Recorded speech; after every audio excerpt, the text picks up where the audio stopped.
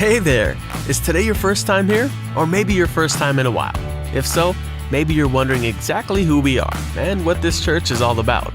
Well, we'd like you to know that we're a group of ordinary people who are on an amazing journey together, following Christ. Our guide is the Bible because it's the divinely inspired Word of God, and it will never take us in the wrong direction.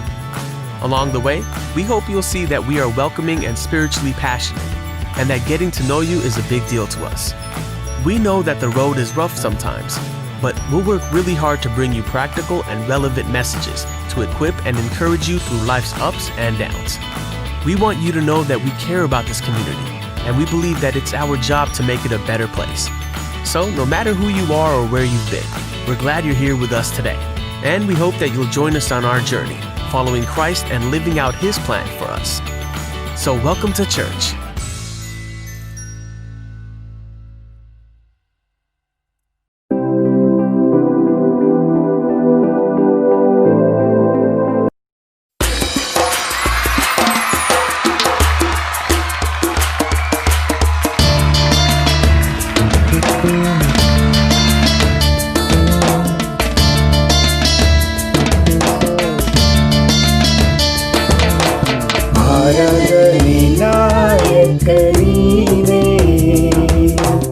ಆರಾಧನೆಗೆ ಯೋಗ್ಯನು ನೀನೇ, ಆರಾಧನೆಗೆ ಯಜಮಾನ ನೀನೇ, ಆರಾಧನೆ ಅರಸನು ನೀನೇ. ಜೀಸುವ ಕಾಲವೆಲ್ಲ ನಿನ್ನನ್ನೇ ಆರಾಧಿಸುವೆ,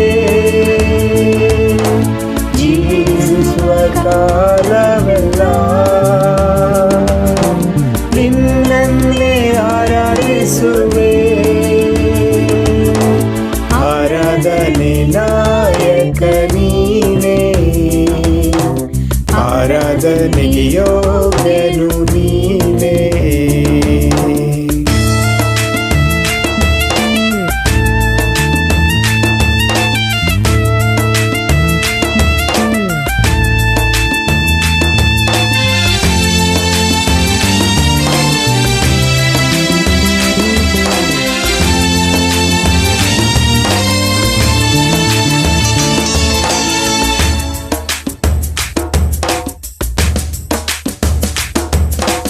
ಪರಿಶುದ್ಧ ದೇವರು ನೀನೇ, ಪರಿಶುದ್ಧ ಆರಾಧನೆ,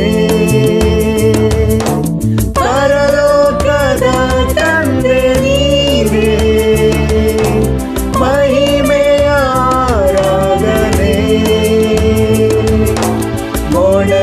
ಮೊಣಕಾಲೂರಿ ಕೈಗಳನ್ನೆತ್ತಿ ನಿನ್ನನ್ನೇ ಆರಾಧಿಸುವೆ, ಮೊಣಕಾಲೂರಿ ಕೈಗಳನ್ನೆತ್ತಿ ನಿನ್ನನ್ನೇ ಆರಾಧಿಸುವೆ. ಆರಾಧನೆಗೆ ನಾಯಕ ನೀನೇ, ಆರಾಧನೆಗೆ ಯೋಗ್ಯನು ನೀನೇ.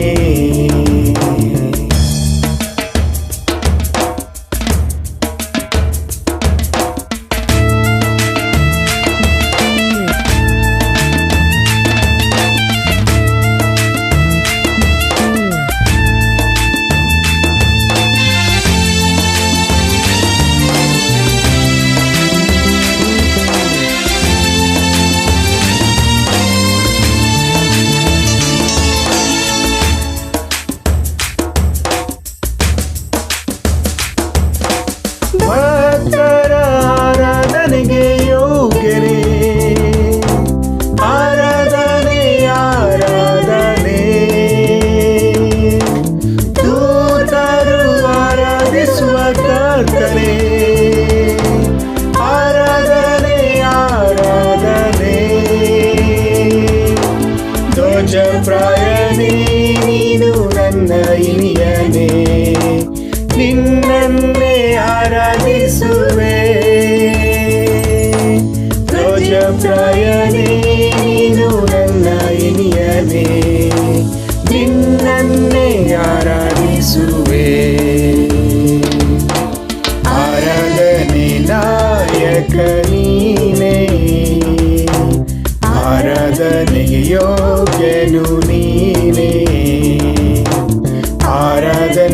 ಯಜಮಾನ ನೀನೇ, ಆರಾಧನೆ ಅರಸನು ನೀನೇ.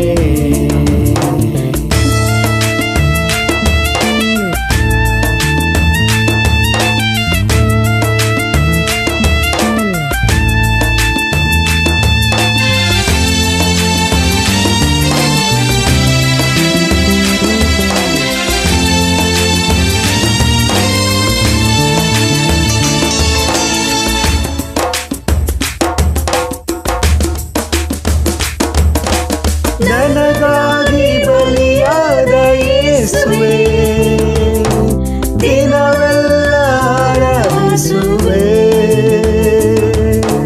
ಬೇಗನೆ ಬರಲಿರುವ ಯೇಸುವೆ, ಹರ್ಷದಿ ಆರಾಧಿಸುವೆ. ಅಭಿಷೇಕದಾತ್ಮನೇ ಆತ್ಮ ಪ್ರಿಯನೇ, ನಿನ್ನನ್ನೇ ಆರಾಧಿಸುವೆ. ಅಭಿಷೇಕದಾತ್ಮನೇ ಆತ್ಮ ಪ್ರಿಯನೇ, ನಿನ್ನನ್ನೇ ಆರಾಧಿಸುವೆ. ಆರಾಧನೆ ನಾಯಕ ನೀನೇ, ಆರಾಧನೆ ಯೋಗ್ಯನು ನೀನೇ, ಆರಾಧನೆಗೆ ಯಜಮಾನ ನೀನೇ, ಆರಾಧನೆ ಅರಸನು ನೀನೇ. ಜೀವಿಸುವ ಕಾಲವೆಲ್ಲ ನಿನ್ನನ್ನೇ ಆರಾಧಿಸುವೆ. ಜೀವಿಸುವ ಕಾಲವೆಲ್ಲ ನಿನ್ನನ್ನೇ ಆರಾಧಿಸುವೆ. ಆರಾಧನೆ ನಾಯಕ ನೀನೇ, ಆರಾಧನೆಗೆ ಯೋಗ್ಯನು ನೀನೇ.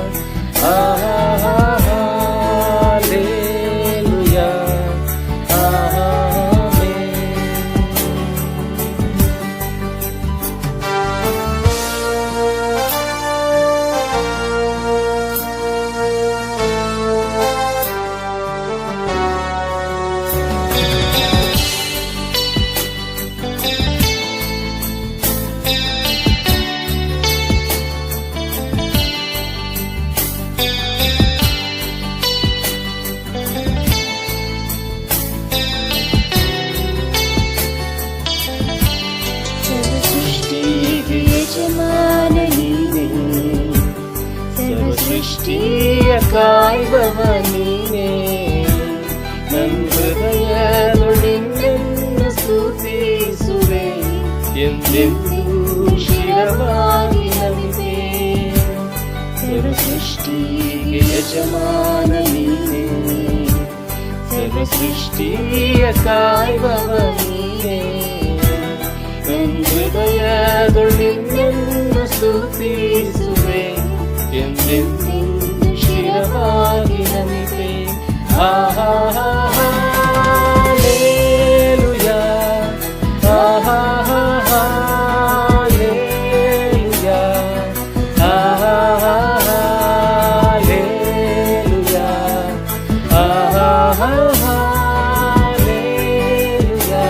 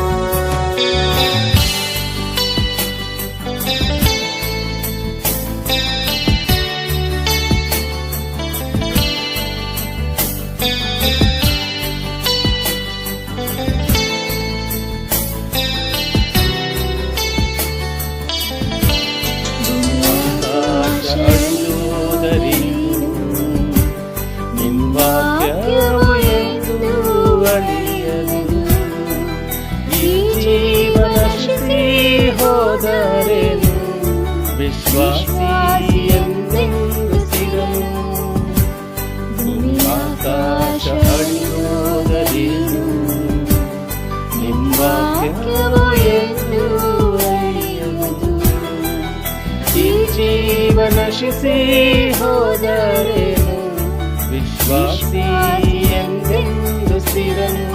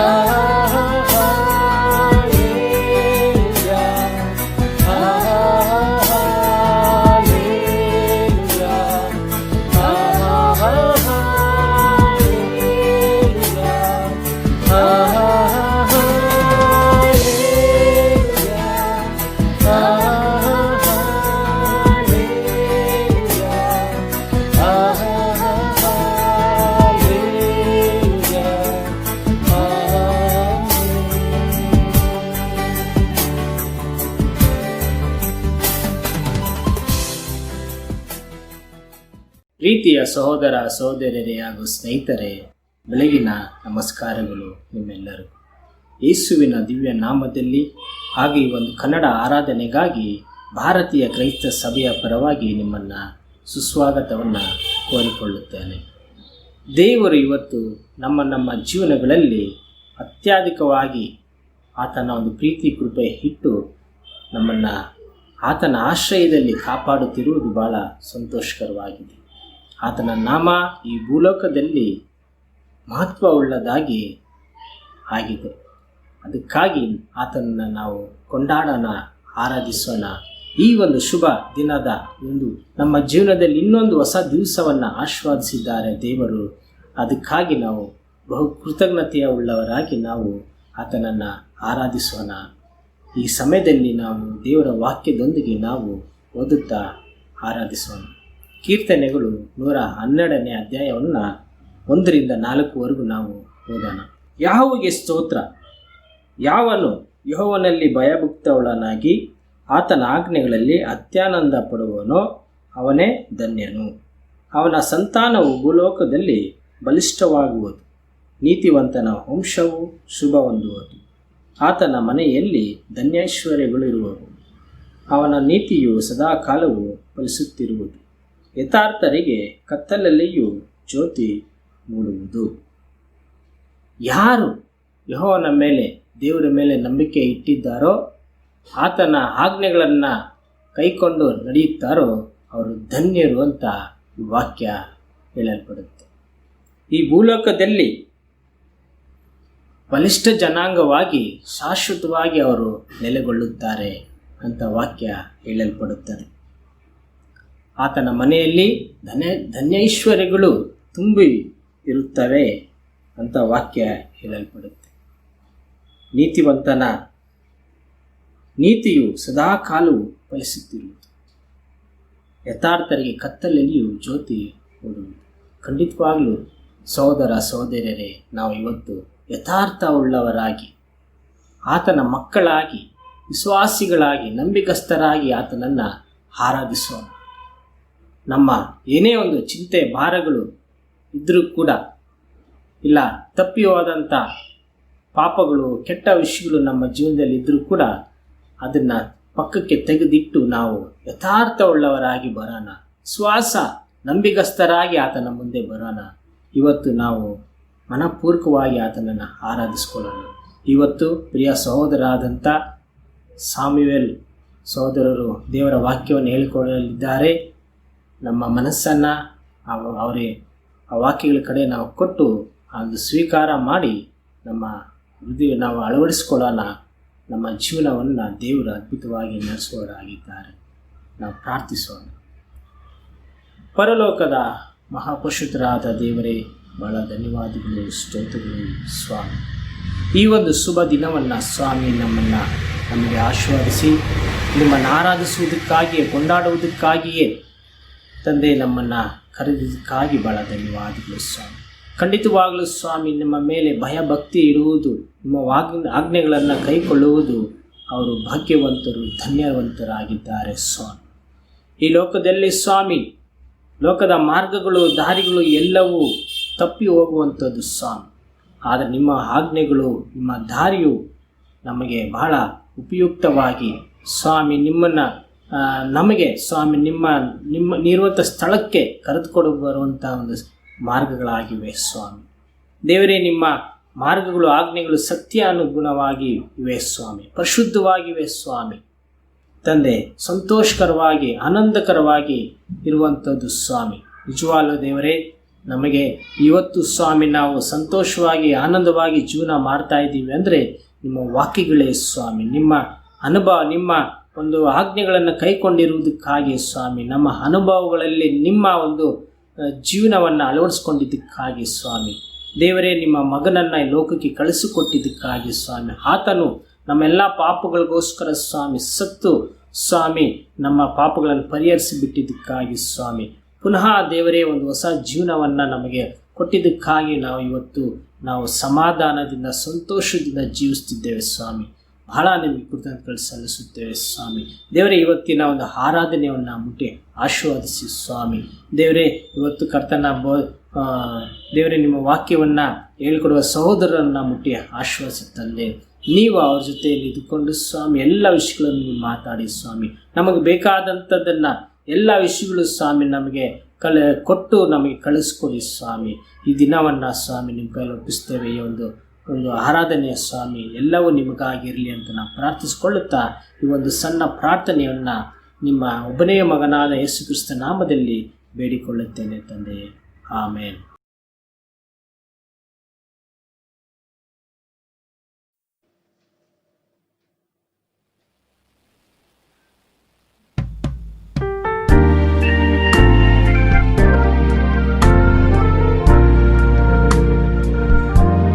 ಸ್ತುತಿಗೆ ಯೋಗ್ಯನು, ಮಹಿಮೆ ನಿನಗೆ. ನನ್ನ ಕರಗಳ ಎತ್ತಿ ಎಂದು ನಿನ್ನನ್ನೇ ಆರಾಧಿಪೆ. ಸ್ತುತಿಗೆ ಯೋಗ್ಯನು, ಮಹಿಮೆ ನಿನಗೆ. ನನ್ನ ಕರಗಳ ಎತ್ತಿ ಎಂದು ನಿನ್ನನ್ನೇ ಆರಾಧಿಪೆ. ನೀ ಉನ್ನತ ಅದ್ಭುತವ ಮಾಡುವೆ, ನಿನ್ನ ಹಾಗೆ ಯಾರೂ ಇಲ್ಲ, ನಿನ್ನ ಹಾಗೆ ಯಾರೂ ಇಲ್ಲ. ನೀ ಉನ್ನತ ಅದ್ಭುತವ ಮಾಡುವೆ, ನಿನ್ನ ಹಾಗೆ ಯಾರೂ ಇಲ್ಲ, ನಿನ್ನ ಹಾಗೆ ಯಾರೂ ಇಲ್ಲ.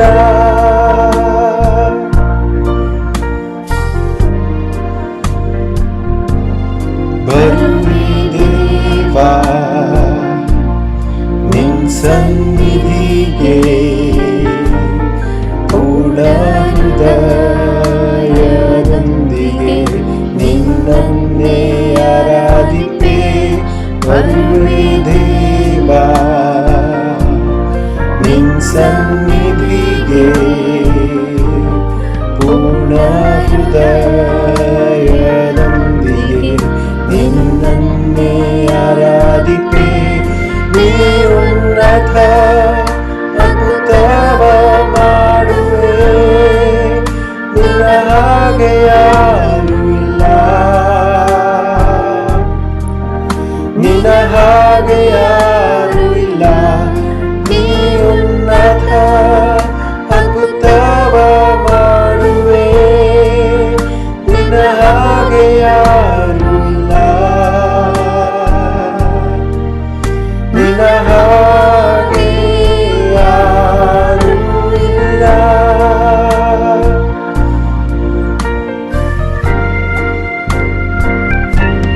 ನೀ ಉನ್ನತ ಅದ್ಭುತವ ಮಾಡುವೆ ನಿನ್ನ ಹಾಗೆ ಯಾರೂ ಇಲ್ಲ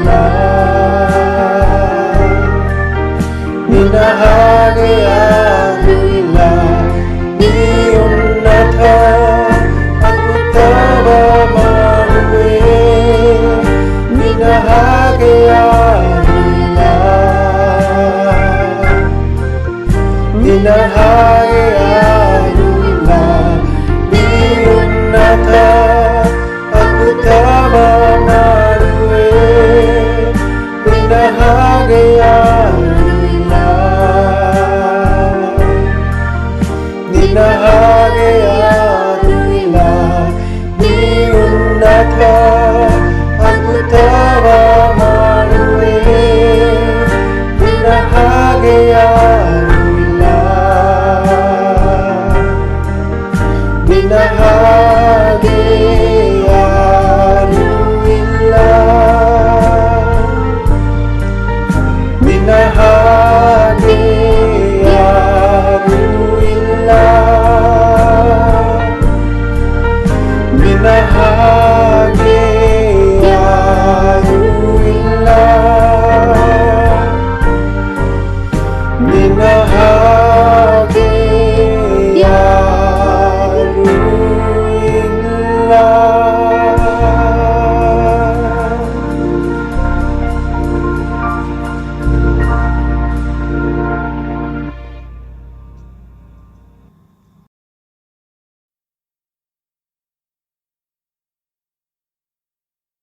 ಬೆಳಗಿನ ನಮಸ್ಕಾರಗಳು ಸಹೋದರ ಸಹೋದರಿಯರೇ, ನಿಮ್ಮೆಲ್ಲರಿಗೂ ಕೂಡ ಯೇಸು ಕ್ರಿಸ್ತರ ನಾಮದಲ್ಲಿ ವಂದಿಸುತ್ತೇವೆ. ದೇವರ ಕೃಪೆಯಿಂದ ನಾವೆಲ್ಲರೂ ಕೂಡ ಈ ಒಂದು ಬೆಳಗಿನ ಆರಾಧನೆಯಲ್ಲಿ ಭಾಗವಹಿಸ್ತಾ ಇದ್ದೀವಿ. ಸುಮಾರು ತಿಂಗಳುಗಳ ಕಾಲ ಹೇಗೆ ನಾವೆಲ್ಲರೂ ಕೂಡ ಸುರಕ್ಷತೆಯನ್ನು ಕಾಪಾಡಿಕೊಂಡಿದ್ದೀವಿ, ಬರುವಂಥ ದಿನಗಳಲ್ಲಿ ಕೂಡ ನಾವು ಸುರಕ್ಷತೆಯನ್ನು ಕಾಪಾಡಿಕೊಳ್ಳೋಣ. ಈ ಒಂದು ಸಮಯದಲ್ಲಿ ದೇವರ ವಾಕ್ಯವನ್ನು ಕೇಳೋಕ್ಕಿಂತ ಮುಂಚಿತವಾಗಿ ಪ್ರಾರ್ಥನೆ ಮಾಡೋಣ. ಭೂಮಿ ಆಕಾಶಗಳ ಒಡೆಯನೇ, ಸರ್ವಶಕ್ತನೇ, ಪರಲೋಕದ ತಂದೆಯಾದ ದೇವರೇ, ಪವಿತ್ರವಾದಂಥ ದೇವರೇ, ಈ ಒಂದು ಬೆಳಗಿನ ಸಮಯದಲ್ಲಿ ನಮ್ಮೆಲ್ಲರನ್ನು ಒಟ್ಟಾಗಿ ಸೇರಿಸಿ ನಿಮ್ಮನ್ನು ಆರಾಧಿಸುವಂಥ ಸೌಭಾಗ್ಯವನ್ನು ನೀವು ಅನುಗ್ರಹ ಮಾಡಿದ್ದೀನಿ. ನಿಮಗೆ ಕೃತಜ್ಞತೆಗಳು ಸ್ವಾಮಿ. ತಂದೆಯಾದ ದೇವರೇ, ನಿಮ್ಮ ವಾಕ್ಯಗಳನ್ನು ಧ್ಯಾನಿಸುವಾಗ ಪವಿತ್ರಾತ್ಮರೇ ನೀವೇ ನನ್ನ ಮೂಲಕವಾಗಿ ಮಾತಾಡು. ಅಯೋಗ್ಯನಾದಂಥ ನನ್ನನ್ನು ನಿಮ್ಮ ಪವಿತ್ರಾತ್ಮನ ಮೂಲಕವಾಗಿ ಉಪಯೋಗ ಮಾಡಿಕೊಳ್ಳಿ. ತಂದೆಯಾದ ದೇವರೇ, ನಿಮ್ಮ ವಾಕ್ಯಗಳನ್ನು ಕೇಳಿ ಅದರ ಪ್ರಕಾರವಾಗಿ ನಡ್ಕೊಳ್ಳಿಕ್ಕಾಗುವಂಥ ಅದಕ್ಕೆ ಬೇಕಾದಂಥ ಪವಿತ್ರಾತ್ಮ ಎಲ್ಲ ಸಹಾಯವನ್ನು ನಮಗೆ ನೀವು ಅನುಗ್ರಹ ಮಾಡಬೇಕಂತ ಬೇಡುತ್ತಾ ಪ್ರಾರ್ಥನೆಯನ್ನು ಯೇಸು ಕ್ರಿಸ್ತರ ದಿವ್ಯನಾಮದಲ್ಲಿ ಬೇಡಿದ್ದೀವಿ, ಪರಲೋಕದ ಜೀವವುಳ್ಳ ತಂದೆಯೇ, ಆಮೆನ್. ಓಕೆ, ಬೆಳಗಿನ ನಮಸ್ಕಾರಗಳು ಸಹೋದರ ಸಹೋದರಿಯರೇ. ಇನ್ನೊಂದು ಸಲ ನಾವು ಸಭೆಯಾಗಿ ಕೆಲವು ವಾರಗಳಲ್ಲಿ ಮತ್ತಾಯನ ಬರೆದ ಸುವಾರ್ತೆಯಿಂದ ನಾವು ಕಲಿತಾ ಇದ್ದೀವಿ.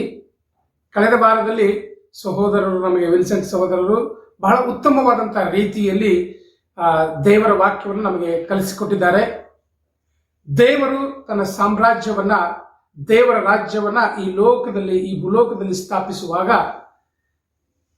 ತನ್ನ ಮಕ್ಕಳನ್ನ, ತನ್ನ ರಾಯಭಾರಿಗಳನ್ನು ಆರಿಸಿಕೊಂಡಂಥ ವಿಧವನ್ನ, ಮತ್ತೆ ಹೇಗೆ ದೇವರ ಒಂದು ರಾಜ್ಯವು ಸ್ಥಾಪಿಸುವಾಗ ಅದಕ್ಕೆ ಬೇಕಾದಂಥ ಯೋಗ್ಯವಾದಂತಹ ಜನಗಳನ್ನ ಯೇಸು ಕ್ರಿಸ್ತರು ಆರಿಸಿಕೊಳ್ಳುವಾಗ, ಮತ್ತೆ ಮುಂದೆ ಹೋಗಿ ಅವರು ಸುವಾರ್ತೆಯನ್ನು ಸಾರಬೇಕಾದಂಥ ಒಂದು ಸಮಯದಲ್ಲಿ ಅವರು ಹೇಗೆ ತಮ್ಮ ಜೀವನಗಳನ್ನು ಮುಡುಪಾಗಿಡಬೇಕು, ಹೇಗೆ ಕ್ರಿಸ್ತನಿಗಾಗಿ ಬದ್ಧತೆಯನ್ನು ಜೀವಿಸಬೇಕು ಮತ್ತು ಹೇಗೆ ಒಬ್ಬ ವಿಶ್ವಾಸಿಯು ವಿಶ್ವಾಸದಿಂದ ಬದುಕಬೇಕು ಅನ್ನೋಂಥ ಒಂದು ವಿಷಯವನ್ನ ಸಹೋದರರು ದೇವರ ವಾಕ್ಯದಿಂದಲೂ ಮತ್ತು ವಿಶೇಷವಾಗಿ ಅವರ ವೈಯಕ್ತಿಕವಾದಂಥ ಜೀವನದಿಂದಲೂ ಕೂಡ ಹೇಳಿಕೊಟ್ಟಾಗ ನಿಜವಾಗ್ಲೂ ನಮ್ಮೆಲ್ಲರಿಗೂ ಕೂಡ ಬಹಳ ಸಹಾಯ ಆಗಿದೆ.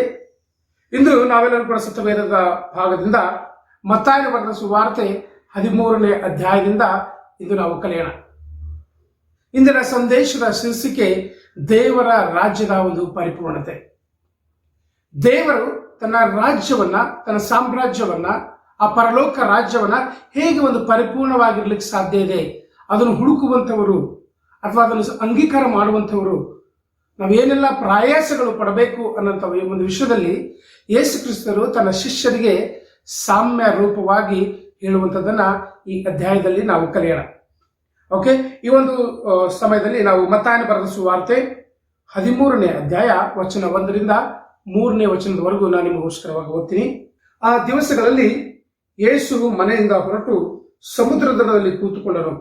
ಬಹಳ ಜನರು ಆತನ ಬಳಿಗೆ ಕೂಡಿ ಬಂದದರಿಂದ ಆತನು ದೋಣಿ ಹತ್ತಿ ಕೂತುಕೊಂಡನು. ಆಗ ಜನರೆಲ್ಲರೂ ದಡದಲ್ಲಿ ನಿಂತರು. ಆಗ ಆತನವರಿಗೆ ಸಾಮ್ಯ ರೂಪವಾಗಿ ಅನೇಕ ಸಂಗತಿಗಳನ್ನು ಹೇಳಿದನು. ಆ ಒಂದು ದಿನಗಳಲ್ಲಿ ಯೇಸು ಕ್ರಿಸ್ತರು ಅನೇಕ ಅದ್ಭುತಗಳನ್ನು ಮಾಡ್ತಾ ಇದ್ರು, ಸುವಾರ್ತೆಯನ್ನು ಸಾರ್ತಾ ಇದ್ರು.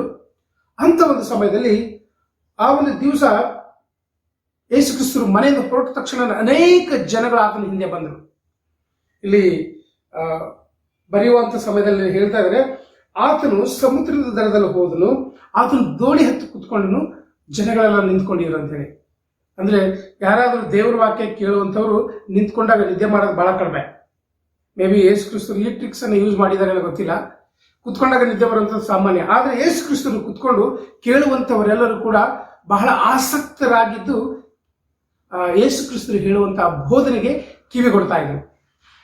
ಇಲ್ಲಿ ನಾವು ಗಮನಿಸಬೇಕಾದಂತಹ ಒಂದು ವಿಷಯವೇನಂತಂದ್ರೆ, ಯೇಸು ಕ್ರಿಸ್ತರು ಆ ಒಂದು ಜನಗಳ ಗುಂಪನ್ನು ನೋಡಿ ಅವ್ರ ಮೇಲೆ ಬಹಳ ಕನಿಕರ ಪಟ್ಟು ಅವರಿಗೆ ಸುವಾರ್ತೆಯನ್ನ, ದೇವರ ವಿಷಯವನ್ನ ಹೇಳಲಿಕ್ಕೆ ಪ್ರಾರಂಭ ಮಾಡ್ತಾರೆ. ಆದರೆ ಅವರು ಹೇಳುವಂತ ಒಂದು ವಿಧ, ಅವರು ಹೇಳುವಂತ ಒಂದು ಶೈಲಿ ಬಹಳ ವಿಭಿನ್ನವಾಗಿತ್ತು. ಕೆಲವೊಂದು ಸಲ ನಾವು ಯಾವ ಒಂದು ಭಾಷೆಯಲ್ಲಿ ಅಥವಾ ನಾವು ಯಾವ ಒಂದು ಗತಿಗಳಲ್ಲಿದ್ದೀವೋ ಅದೇ ಒಂದು ಸ್ಥಿತಿಗತಿಗಳಲ್ಲಿ ಅದಕ್ಕನುಗುಣವಾದಂಥ ಒಂದು ಮಾತುಗಳಾಡಿದಾಗ ನಮ್ಗೆ ತುಂಬ ಬೇಗ ಅರ್ಥ ಆಗುತ್ತೆ. ಫಾರ್ ಎಕ್ಸಾಂಪಲ್, ಒಬ್ರು ಆರ್ಟಿಸ್ಟ್ ಇರ್ತಾರೆ. ಆರ್ಟಿಸ್ಟ್ ಇದ್ರೆ ಅವ್ರದೇ ಒಂದು ಭಾಷೆಯಲ್ಲಿ ಅವ್ರದೇ ಆದಂಥ ಒಂದು ಪೇಂಟು, ಕ್ಯಾನ್ವಾಸು ಅಥವಾ ಕಲರ್ಸು ಈ ರೀತಿಯಾದಂಥ ಒಂದು ವಿಧದಲ್ಲಿ ಮಾತಾಡಿದಾಗ ಅದು ತುಂಬ ಬೇಗ ಕನೆಕ್ಟ್ ಆಗುತ್ತೆ. ಬಟ್ ಅಂಥವ್ರನ್ನ ಸೈನ್ಸ್ ವಿಷಯದಲ್ಲಿ ಹೇಳಿದಾಗ ಅಥವಾ ತಂತ್ರಜ್ಞಾನದ ವಿಷಯದಲ್ಲಿ ಹೇಳಿದಾಗ ಅದು ಅಷ್ಟೊಂದು ಈಸಿಯಾಗಿ ಅರ್ಥ ಆಗೋದಿಲ್ಲ. ಇಲ್ಲಿ ಯೇಸು ಕ್ರಿಸ್ತರು ಈ ಜನಗಳ ಗುಂಪನ್ನು ನೋಡಿದಾಗ ಸಾಮ್ಯ ರೂಪವಾಗಿ ಕೆಲವೊಂದು ಅವರಿಗೆ ಅರ್ಥ ಆಗುವಂಥ ರೀತಿಯಲ್ಲಿ, ಅವರಿಗೆ ಕನೆಕ್ಟ್ ಆಗುವಂಥ ರೀತಿಯಲ್ಲಿ ಹೇಳಿದಾಗ ನಿಜವಾಗ್ಲೂ ಅವರಿಗೆ ಬಹಳ ಬೇಗನೆ ಅರ್ಥ ಆಗುತ್ತೆ ಅನ್ನೋದಕ್ಕೋಸ್ಕರವಾಗಿ ಯೇಸು ಕ್ರಿಸ್ತರು ಇಲ್ಲಿ ಕೆಲವೊಂದು ಸಾಮ್ಯಗಳನ್ನು ಹೇಳ್ತಾ ಇದ್ದಾರೆ. ನಾವು ಒಂದು ಸಾಮ್ಯದ ವಿಷಯದಲ್ಲಿ ನೋಡೋಣ. ಓಕೆ, ಬಿತ್ತುವವನ ಒಂದು ಸಾಮ್ಯ. ಓಕೆ, ನಾನು ನಿಮಗೋಸ್ಕರ ಓದ್ತೀನಿ. 13ನೇ ಅಧ್ಯಾಯ ವಚನ 4ರಿಂದ. ಕೇಳಿರಿ, ಬಿತ್ತುವವನು ಬಿತ್ತುವುದಕ್ಕೆ ಹೊರಟನು. ಅವನು ಬಿತ್ತುವಾಗ ಕೆಲವು ಬೀಜವು ದಾರಿ ಮಗ್ಗಲಲ್ಲಿ ಬಿದ್ದವು, ಹಕ್ಕಿಗಳು ಬಂದು ಅವುಗಳನ್ನು ತಿಂದು ಬಿಟ್ಟವು. ಕೆಲವು ಬೀಜ ಬಹಳ ಮಣ್ಣಿಲ್ಲದ ಬಂಡೆಯ ನೆಲದಲ್ಲಿ ಬಿದ್ದವು. ಅಲ್ಲಿ ಮಣ್ಣು ತೆಳ್ಳಗಾಗಿದ್ದರಿಂದ ಅವು ಬೇಗ ಮೊಳೆತವು, ಆದರೆ ಬಿಸಿಲೇರಿದಾಗ ಬಾಡಿ ಬೇರಿಲ್ಲದ ಕಾರಣ ಒಣಗಿದವು. ಮತ್ತೆ ಕೆಲವು ಬೀಜಗಳು ಮುಳ್ಳು ಗಿಡಗಳಲ್ಲಿ ಬಿದ್ದವು. ಮುಳ್ಳು ಗಿಡಗಳು ಬೆಳೆದು ಅವುಗಳನ್ನು ಅಡಗಿಸಿ ಬಿಟ್ಟವು. ಇನ್ನೂ ಕೆಲವು ಒಳ್ಳೆಯ ನೆಲದಲ್ಲಿ ಬಿದ್ದು ಒಂದು 100ರಷ್ಟು, ಒಂದು 60ರಷ್ಟು, ಒಂದು 30ರಷ್ಟು ಫಲವನ್ನು ಕೊಟ್ಟವು. ಕಿವಿ ಉಳ್ಳವನು ಕೇಳಲಿ ಅಂದನು. ಇಲ್ಲಿ ಯೇಸು ಕ್ರಿಸ್ತರು ಈ ಒಂದು ಬಿತ್ತುವವನ ಒಂದು ಸಾಮ್ಯವನ್ನು ಹೇಳಿದಾಗ ಇಲ್ಲಿ ಬಂದಂತ ಜನಗಳಿಗೆ ಬಹಳ ಈಸಿಯಾಗಿ ಅರ್ಥ ಆಗ್ತದೆ. ಯಾಕಂದ್ರೆ ಇವರೆಲ್ಲರೂ ಕೂಡ ಹೊಲದಲ್ಲಿ ಬಿತ್ತುವಂತ ಒಂದು ಕೆಲಸ ಮಾಡ್ತಾ ಇದ್ರು ಅಥವಾ ಬೇರೆ ಬೇರೆ ಅಂದ್ರೆ ಬಹಳ ಈಸಿ ಆಗಿರುವಂತ ಒಂದು ವೃತ್ತಿ.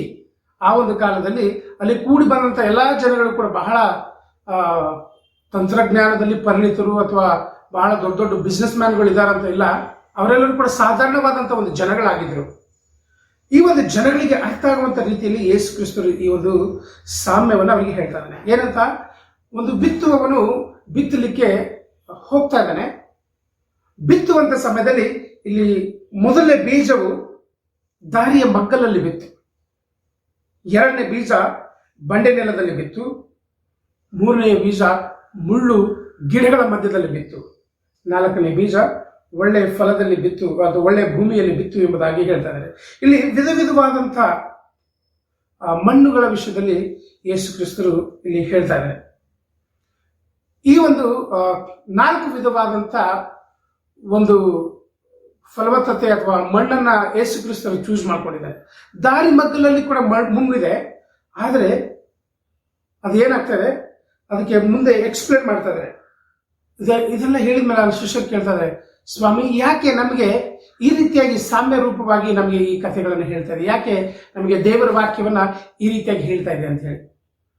ಇಲ್ಲಿ ಸಹೋದರ ಸಹೋದರಿಯರು ನಾವು ಬಹಳ ಗಮನಿಸಬೇಕಾದಂತ ಒಂದು ವಿಷಯ,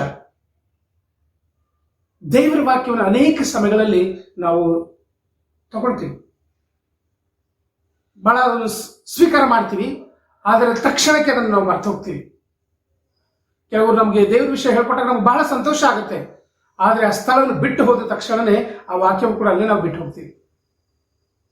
ಇದು ಯೇಸು ಕ್ರಿಸ್ತರು ಆ ಒಂದು ಸಾಮ್ಯವನ್ನ ಈ ರೀತಿಯಾಗಿ ಹೇಳ್ತಾ ಇದ್ದಾರೆ. ಅನೇಕ ಸಮಯ ನಾನು ಹೇಳುವಂತ ವಿಷಯಗಳು ಯೇಸು ಕ್ರಿಸ್ತರು ಹೇಳ್ತಾ ಇದ್ದಾರೆ, ನಾನು ಹೇಳುವಂತ ವಿಷಯಗಳು ಕೂಡ ನಿಮ್ಗೆಲ್ಲರೂ ಕೂಡ ಕಿವಿಗಳಿಗೆ ಬಹಳ ಚೆನ್ನಾಗಿ ಅನ್ಸುತ್ತೇವೆ, ವಾವ್ ತುಂಬಾ ಚೆನ್ನಾಗಿ ಹೇಳ್ತಾ ಇದ್ದಾರೆ ಇವರು ಅಂತ ಹೇಳಿ. ಆದರೆ ಅದನ್ನು ತಗೊಂಡು ಮತ್ತೆ ನಾವು ಆ ಸಭೆಯ ಆಚೆ ಹೋದಾಗ ಅಥವಾ ನಾವು ಆ ಸ್ಥಳವನ್ನು ಬಿಟ್ಟು ಹೋದಾಗ ನಾವು ವಾಕ್ಯಗಳನ್ನು ಅಲ್ಲೇ ಬಿಟ್ಟು ಹೋಗ್ತೀವಿ. ಈ ರೀತಿಯಾಗಿರುವಂತಹ ಒಂದು ಗುಣಧರ್ಮ ಹೊಂದಿದವರು ದಾರಿಯ ಮಗ್ಗಲಲ್ಲಿ ಬಿದ್ದಂತ ಒಂದು ಬೀಜಕ್ಕೆ ಸಮಾನವಾಗಿದ್ದಾರೆ ಅಂತ ಹೇಳ್ತಾರೆ. ಮತ್ತೆ ಎರಡನೇದಾಗಿ ಬಂಡೆ ನೆಲದಲ್ಲಿ ಬಿದ್ದಂತ ಒಂದು ಬೀಜ. ಈ ಬಂಡೆ ನೆಲದಲ್ಲಿ ಬಿದ್ದಂತ ಬೀಜ ಅದಕ್ಕೆ ಸ್ವಲ್ಪನೇ ಮಣ್ಣಿರುತ್ತೆ, ಅದಾದ್ಮೇಲೆ ಬಹಳ ಬಂಡೆಯ ಒಂದು ಸ್ಥಳ ಇರುತ್ತೆ, ಸ್ವಲ್ಪ ಬೆಳೆಯುತ್ತೆ, ಎಲ್ಲಿವರೆಗೂ ಮಣ್ಣಿರುತ್ತೋ ಅಲ್ಲಿವರೆಗೂ ಚೆನ್ನಾಗಿ ಬೆಳೆಯುತ್ತೆ. ಅದಾದ್ಮೇಲೆ ಅದು ಸರಿಯಾಗಿ ಬೆಳೆಯಕ್ಕಾಗದಾಗ ಒಣಗೋಗ್ಬಿಡುತ್ತೆ. ಅನೇಕರು ನಮ್ಮ ಜೀವನಗಳಲ್ಲಿ ಕೂಡ ದೇವರ ವಾಕ್ಯವನ್ನು ನಾವು ಬಹಳ ಸಂತೋಷವಾಗಿ ಸ್ವೀಕಾರ ಮಾಡ್ತೀವಿ. ವಾವ್, ಲಾಸ್ಟ್ ಭಾನುವಾರ ಸಹೋದರರು ಬಹಳ ಚೆನ್ನಾಗಿ ಹೇಳಿದ್ರು, ವಿನ್ಸೆಂಟ್ ಬ್ರದರ್ ಅವರು, ನಮ್ಗೆ ಬಹಳ ಸಂತೋಷ ಆಗುತ್ತೆ. ಅಥವಾ ದೇವರು ಯೇಸು ಕ್ರಿಸ್ತರು ನಮ್ಗೆ ಈ ವಿಷಯ ಕಲಿಸ್ಕೊಟ್ಟಿದ್ದಾರೆ, ಒಬ್ಬ ಶಿಷ್ಯನಾಗಿರ್ಬೇಕು, ಒಬ್ಬ ಕ್ರೈಸ್ತನಾಗಿರ್ಬೇಕು ಅಂತೇಳಿ ಬಹಳ ಆಸಕ್ತರಾಗಿದ್ದು ಆ ವಾಕ್ಯಗಳನ್ನು ನಾವು ಸ್ವೀಕಾರ ಮಾಡ್ತೀವಿ. ಹೇಗೋ ಸ್ವಲ್ಪ ದಿವಸ ನಾವು ಅದ್ರ ಪ್ರಕಾರವಾಗಿ ನಡ್ಕೊಳ್ಳಿಕ್ಕೆ ನಾವು ಪ್ರಯತ್ನ ಮಾಡ್ತೀವಿ. ಆದರೆ ನಮಗಿರುವಂತಹ ದೇವರ ವಾಕ್ಯದ ಕೊರತೆ, ನಮಗಿರುವಂತಹ ದೈವಿಕವಾದಂಥ ಒಂದು ಜ್ಞಾನ ಅಥವಾ ಲೌಕಿಕವಾದಂಥ ಈ ಒಂದು ಸ್ವಲ್ಪ ಅಲ್ಪ ಜ್ಞಾನ ಏನು ಮಾಡುತ್ತಂದ್ರೆ ನಮಗೆ ಹೆಚ್ಚಿಗೆ ಬೆಳೀಲಿಕ್ಕೆ ಅದು ಸಹಾಯ ಮಾಡೋದಿಲ್ಲ. ಅಂಥ ಸಮಯದಲ್ಲಿ ನಾವೇನು ಮಾಡ್ತೀವಿ ಅಂದರೆ ಆ ಒಂದು ವಾಕ್ಯವನ್ನು ಬಿಟ್ಟು ಅಥವಾ ನಮ್ಮ ವಿಶ್ವಾಸವನ್ನು ಬಿಟ್ಟು ಕ್ರಿಸ್ತ ನಂಬಿಕೆಯನ್ನು ಬಿಟ್ಟು ನಾವು ನಮ್ಮ ಮತ್ತೆ ಪುನಃ ಹಳೆಯದಾದಂಥ ಒಂದು ಜೀವನಕ್ಕೆ ನಾವು ಹೋಗ್ತೀವಿ. ನಾವು ಮೂರನೇ ಒಂದು ನೆಲ, ಅದು ಮುಳ್ಳು ಗಿಡಗಳಿರುವಂಥ ನೆಲ. ಏನಾದರೂ ತೊಂದರೆ ಇರಲಿ ಪರವಾಗಿಲ್ಲ, ನನ್ನ ದೇವರ ವಾಕ್ಯವನ್ನು ಕೇಳ್ತೀನಿ ಅನ್ನೋ ಒಂದು ಹೃದಯ. ಅನೇಕ ಸಮಯಗಳಲ್ಲಿ ನಮ್ಮ ಕಷ್ಟಗಳ ಮಧ್ಯದಲ್ಲಿ ಕೂಡ ನಾವು ದೇವರ ವಾಕ್ಯವನ್ನು ಸ್ವೀಕಾರ ಮಾಡ್ತೀವಿ, ಬಹಳ ಆಸಕ್ತರಾಗಿ ದೇವರ ವಾಕ್ಯವನ್ನು ಕೇಳ್ತೀವಿ. ಬಹಳ ಸಲ ನಾವು ಅದ್ರ ಪ್ರಕಾರವಾಗಿ ನಡ್ಕೊಳ್ಳಿಕ್ಕೆ ಬಹಳ ಪ್ರಯಾಸಪಟ್ಟು ಬೆಳೀತಾನೆ ಇರ್ತೀವಿ. ಆದರೆ ಅಲ್ಲಿ ಮುಳ್ಳು ಗಿಡಗಳು ಅದಕ್ಕೆ ಬಹಳ ಅಡ್ಡವಾಗಿ ಬರ್ತಾ ಇರೋದ್ರಿಂದ ಅದು ದೊಡ್ಡದಾಗಿ ಬೆಳೀಲಿಕ್ಕೆ ಆಗೋದಿಲ್ಲ ಅಂತ ಹೇಳ್ತಾರೆ. ಸಹೋದರ ಸಹೋದರರೇ, ಈ ಒಂದು ನೆಲಕ್ಕೆ, ಈ ಒಂದು ಮುಳ್ಳು ಗಿಡಗಳಲ್ಲಿ ಬಿದ್ದಂಥ ಬೀಜಗಳಿಗೆ ನಾವು ಅನೇಕ ಜನಗಳು ಹೋಲಿಕೆ ಆಗ್ತೀವಿ. ಶಿಷ್ಯರಾದಂಥ ನಾವುಗಳು ದೇವರ ವಾಕ್ಯವನ್ನ ಅನೇಕ ವರ್ಷಗಳಿಂದ ಕೇಳ್ತಾ ಇದ್ದೀವಿ. ಪೌಲನು ತನ್ನ ಪತ್ರಿಕೆಯಲ್ಲಿ ಹೀಗೆ ಬರೀತಾನೆ, ಇಷ್ಟೊತ್ತಿಗೆ ನೀವು ಬೋಧಕರಾಗಬೇಕಾದಂಥವರು ನಾವು ಮಲೆಗೂಸುಗಳ ರೀತಿಯಲ್ಲಿ ಇನ್ನೂ ಹಾಲು ಕುಡಿತಾ ಇದ್ದೀವಿ ಅಂತ ಹೇಳಿ. ಅಂದ್ರೆ ಅದರ ಅರ್ಥ ಏನಂದ್ರೆ, ನಾವು ದೇವರ ವಾಕ್ಯವನ್ನು ಸ್ವೀಕಾರ ಮಾಡಿದ್ದೀವಿ, ಆದರೆ ದೇವರ ಜ್ಞಾನದಲ್ಲಿ, ದೇವರ ಭಕ್ತಿಯಲ್ಲಿ, ದೇವರ ಪರಿಶುದ್ಧತೆಯಲ್ಲಿ ಬೆಳೆದಿಲ್ಲ ಅಂತಂದ್ರೆ ಈ ತೊಂದರೆಗಳ ಮಧ್ಯದಲ್ಲೇ ನಾವು ಸಿಕ್ಕಾಕೊಂಡು ಬದಾಡ್ತಾ ಇದ್ದೀವಿ, ನಾವು ಬೆಳೀಲಿಕ್ಕಾಗೋದಿಲ್ಲ. ಕೆಲವರು ಆತ್ಮಿಕವಾಗಿ ಬಹಳ ಉನ್ನತವಾಗಿ ಬೆಳೆದಿದ್ದಾರೆ, ಅನೇಕರು ನಾಯಕರಾಗಿದ್ದಾರೆ, ಅನೇಕ ಜನಗಳಿಗೆ ಸುವಾರ್ತಿಕರಾಗಿ ಸುವಾರ್ತೆ ಸಾರ್ತಾ ಇದ್ದಾರೆ. ಆದರೆ ಅನೇಕರು ನಾವೆಲ್ಲರೂ ಕೂಡ ಕೆಲವರನ್ನು ಹಾಗೆ ಸ್ಟಕ್ ಆಗಿದ್ದೀವಿ. ಕಾರಣ ಏನಂದರೆ ನಮಗೆ ಆದಂಥ ಅನೇಕ ತೊಂದರೆಗಳ ಮೇಲೆ ನಾವು ಗಮನ ಕೊಡ್ತಾ ಇದ್ದೀವಿ. ಅಂದರೆ ಅದ್ರ ಒಳಗಡೆ ನಾವು ಸಿಕ್ಕಾಕೊಂಡಿದ್ದೀವಿ. ಅದರಿಂದ ಆಚೆ ಬರ್ಲಿಕ್ಕೆ ಬಹಳ ಒದ್ದಾಡ್ತಾ ಇದ್ದೀವಿ, ಕಷ್ಟಪಡ್ತಾ ಇದ್ದೀವಿ. ಹಾಗಾಗಿ ದೇವರ ಜ್ಞಾನದ ವಿಷಯದಲ್ಲಿ, ದೇವರ ಭಕ್ತಿ ವಿಷಯದಲ್ಲಿ ನಮಗೆ ಬೆಳೀಲಿಕ್ಕೆ ಆಗ್ತಾ ಇಲ್ಲ. ಬಟ್ ಕೆಲವ್ರಿಗೆ ಭಕ್ತಿನೂ ಇರ್ಬೋದು. ತುಂಬ ಆಸಕ್ತರಲ್ಲಿ ನಿಮ್ಮೆಲ್ಲರೂ ಕೂಡ ಬಹಳ ಆಸಕ್ತಿ ಇದೆ. ನಮ್ಮೆಲ್ಲರೂ ಕೂಡ ನಮಗಿರುವಂಥ ನಂಬಿಕೆಯನ್ನು ಹಿಡ್ಕೊಂಡು ನಾವು ಹೋರಾಟ ಮಾಡ್ತಾ ಇದ್ದೀವಿ.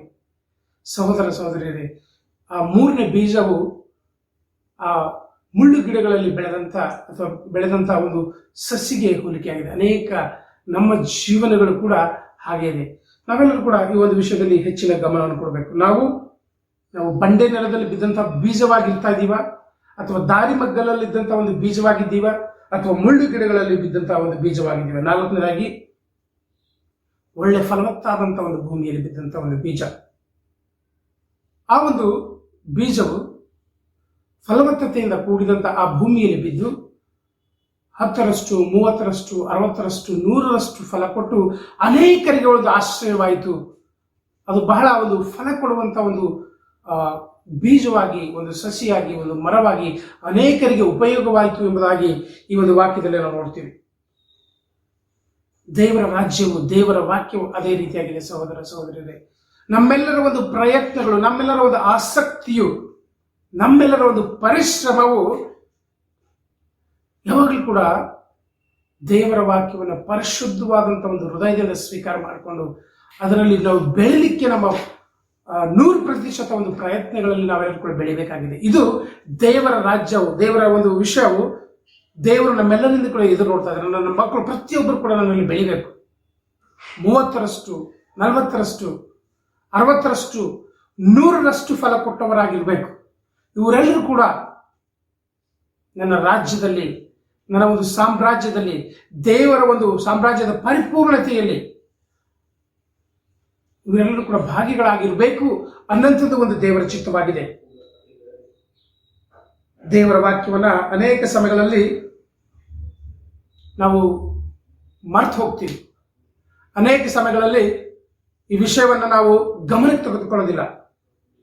ಆದರೆ ಸಹೋದರ ಸಹೋದರಿಯರೇ, ನಾವೆಲ್ಲರೂ ಕೂಡ ಒಳ್ಳೆ ನೆಲದಲ್ಲಿ ಬಿದ್ದಂಥ ಒಂದು ಬೀಜವಾಗಿದ್ದು ಅನೇಕರಿಗೆ ಒಂದು ಮಾದರಿಯಾದಂಥ ಒಂದು ಜೀವನವನ್ನು ನಡೆಸಬೇಕು. ಬಹಳ ವ್ಯತ್ಯಾಸವಾದಂಥ ಒಂದು ಜೀವನ ನಡೆಸಬೇಕು. ನಮ್ಮ ಗುಣಗಳಿಂದ, ನಮ್ಮ ಕ್ರಿಯೆಗಳಿಂದ ನಾವು ಒಂದು ಫಲಭರಿತವಾದಂಥ ಒಂದು ಮಕ್ಕಳಾಗಿರಬೇಕು ಅನ್ನೋಂಥದ್ದು ಈ ಒಂದು ಸಾಮ್ಯದ ಒಂದು ಅರ್ಥವಾಗಿದೆ. ನಾವು 2ನೇ ಸಾಮ್ಯದ ವಿಷಯದಲ್ಲಿ ನೋಡೋಣ. ಮತ್ತಾಯನ ಬರೆದ ಸುವಾರ್ತೆ 13ನೇ ಅಧ್ಯಾಯ 24ನೇ ವಚನದಿಂದ 30ರವರೆಗೆ. ಆತನು ಅವರಿಗೆ ಮತ್ತೊಂದು ಸಾಮ್ಯವನ್ನು ಅವರಿಗೆ ಹೇಳಿದನು. ಅದೇನೆಂದರೆ, ಪರಲೋಕ ರಾಜ್ಯವು ಒಳ್ಳೆಯ ಬೀಜವನ್ನು ತನ್ನ ಹೊಲದಲ್ಲಿ ಬಿತ್ತಿದ ಒಬ್ಬ ಮನುಷ್ಯನಿಗೆ ಹೋಲಿಕೆಯಾಗಿದೆ. ಆದರೆ ಜನರು ನಿದ್ರೆ ಮಾಡುವ ಕಾಲದಲ್ಲಿ ಅವನ ವೈರಿಯು ಬಂದು ಗೋಧಿಯ ಹಣಜೆ ಬಿತ್ತಿ ಹೋದನು. ಗೋಧಿಯು ಬೆಳೆದು ಫಲಕ್ಕೆ ಬಂದಾಗ ಹಣಜೆ ಸಹ ಕಾಣಬಂತು.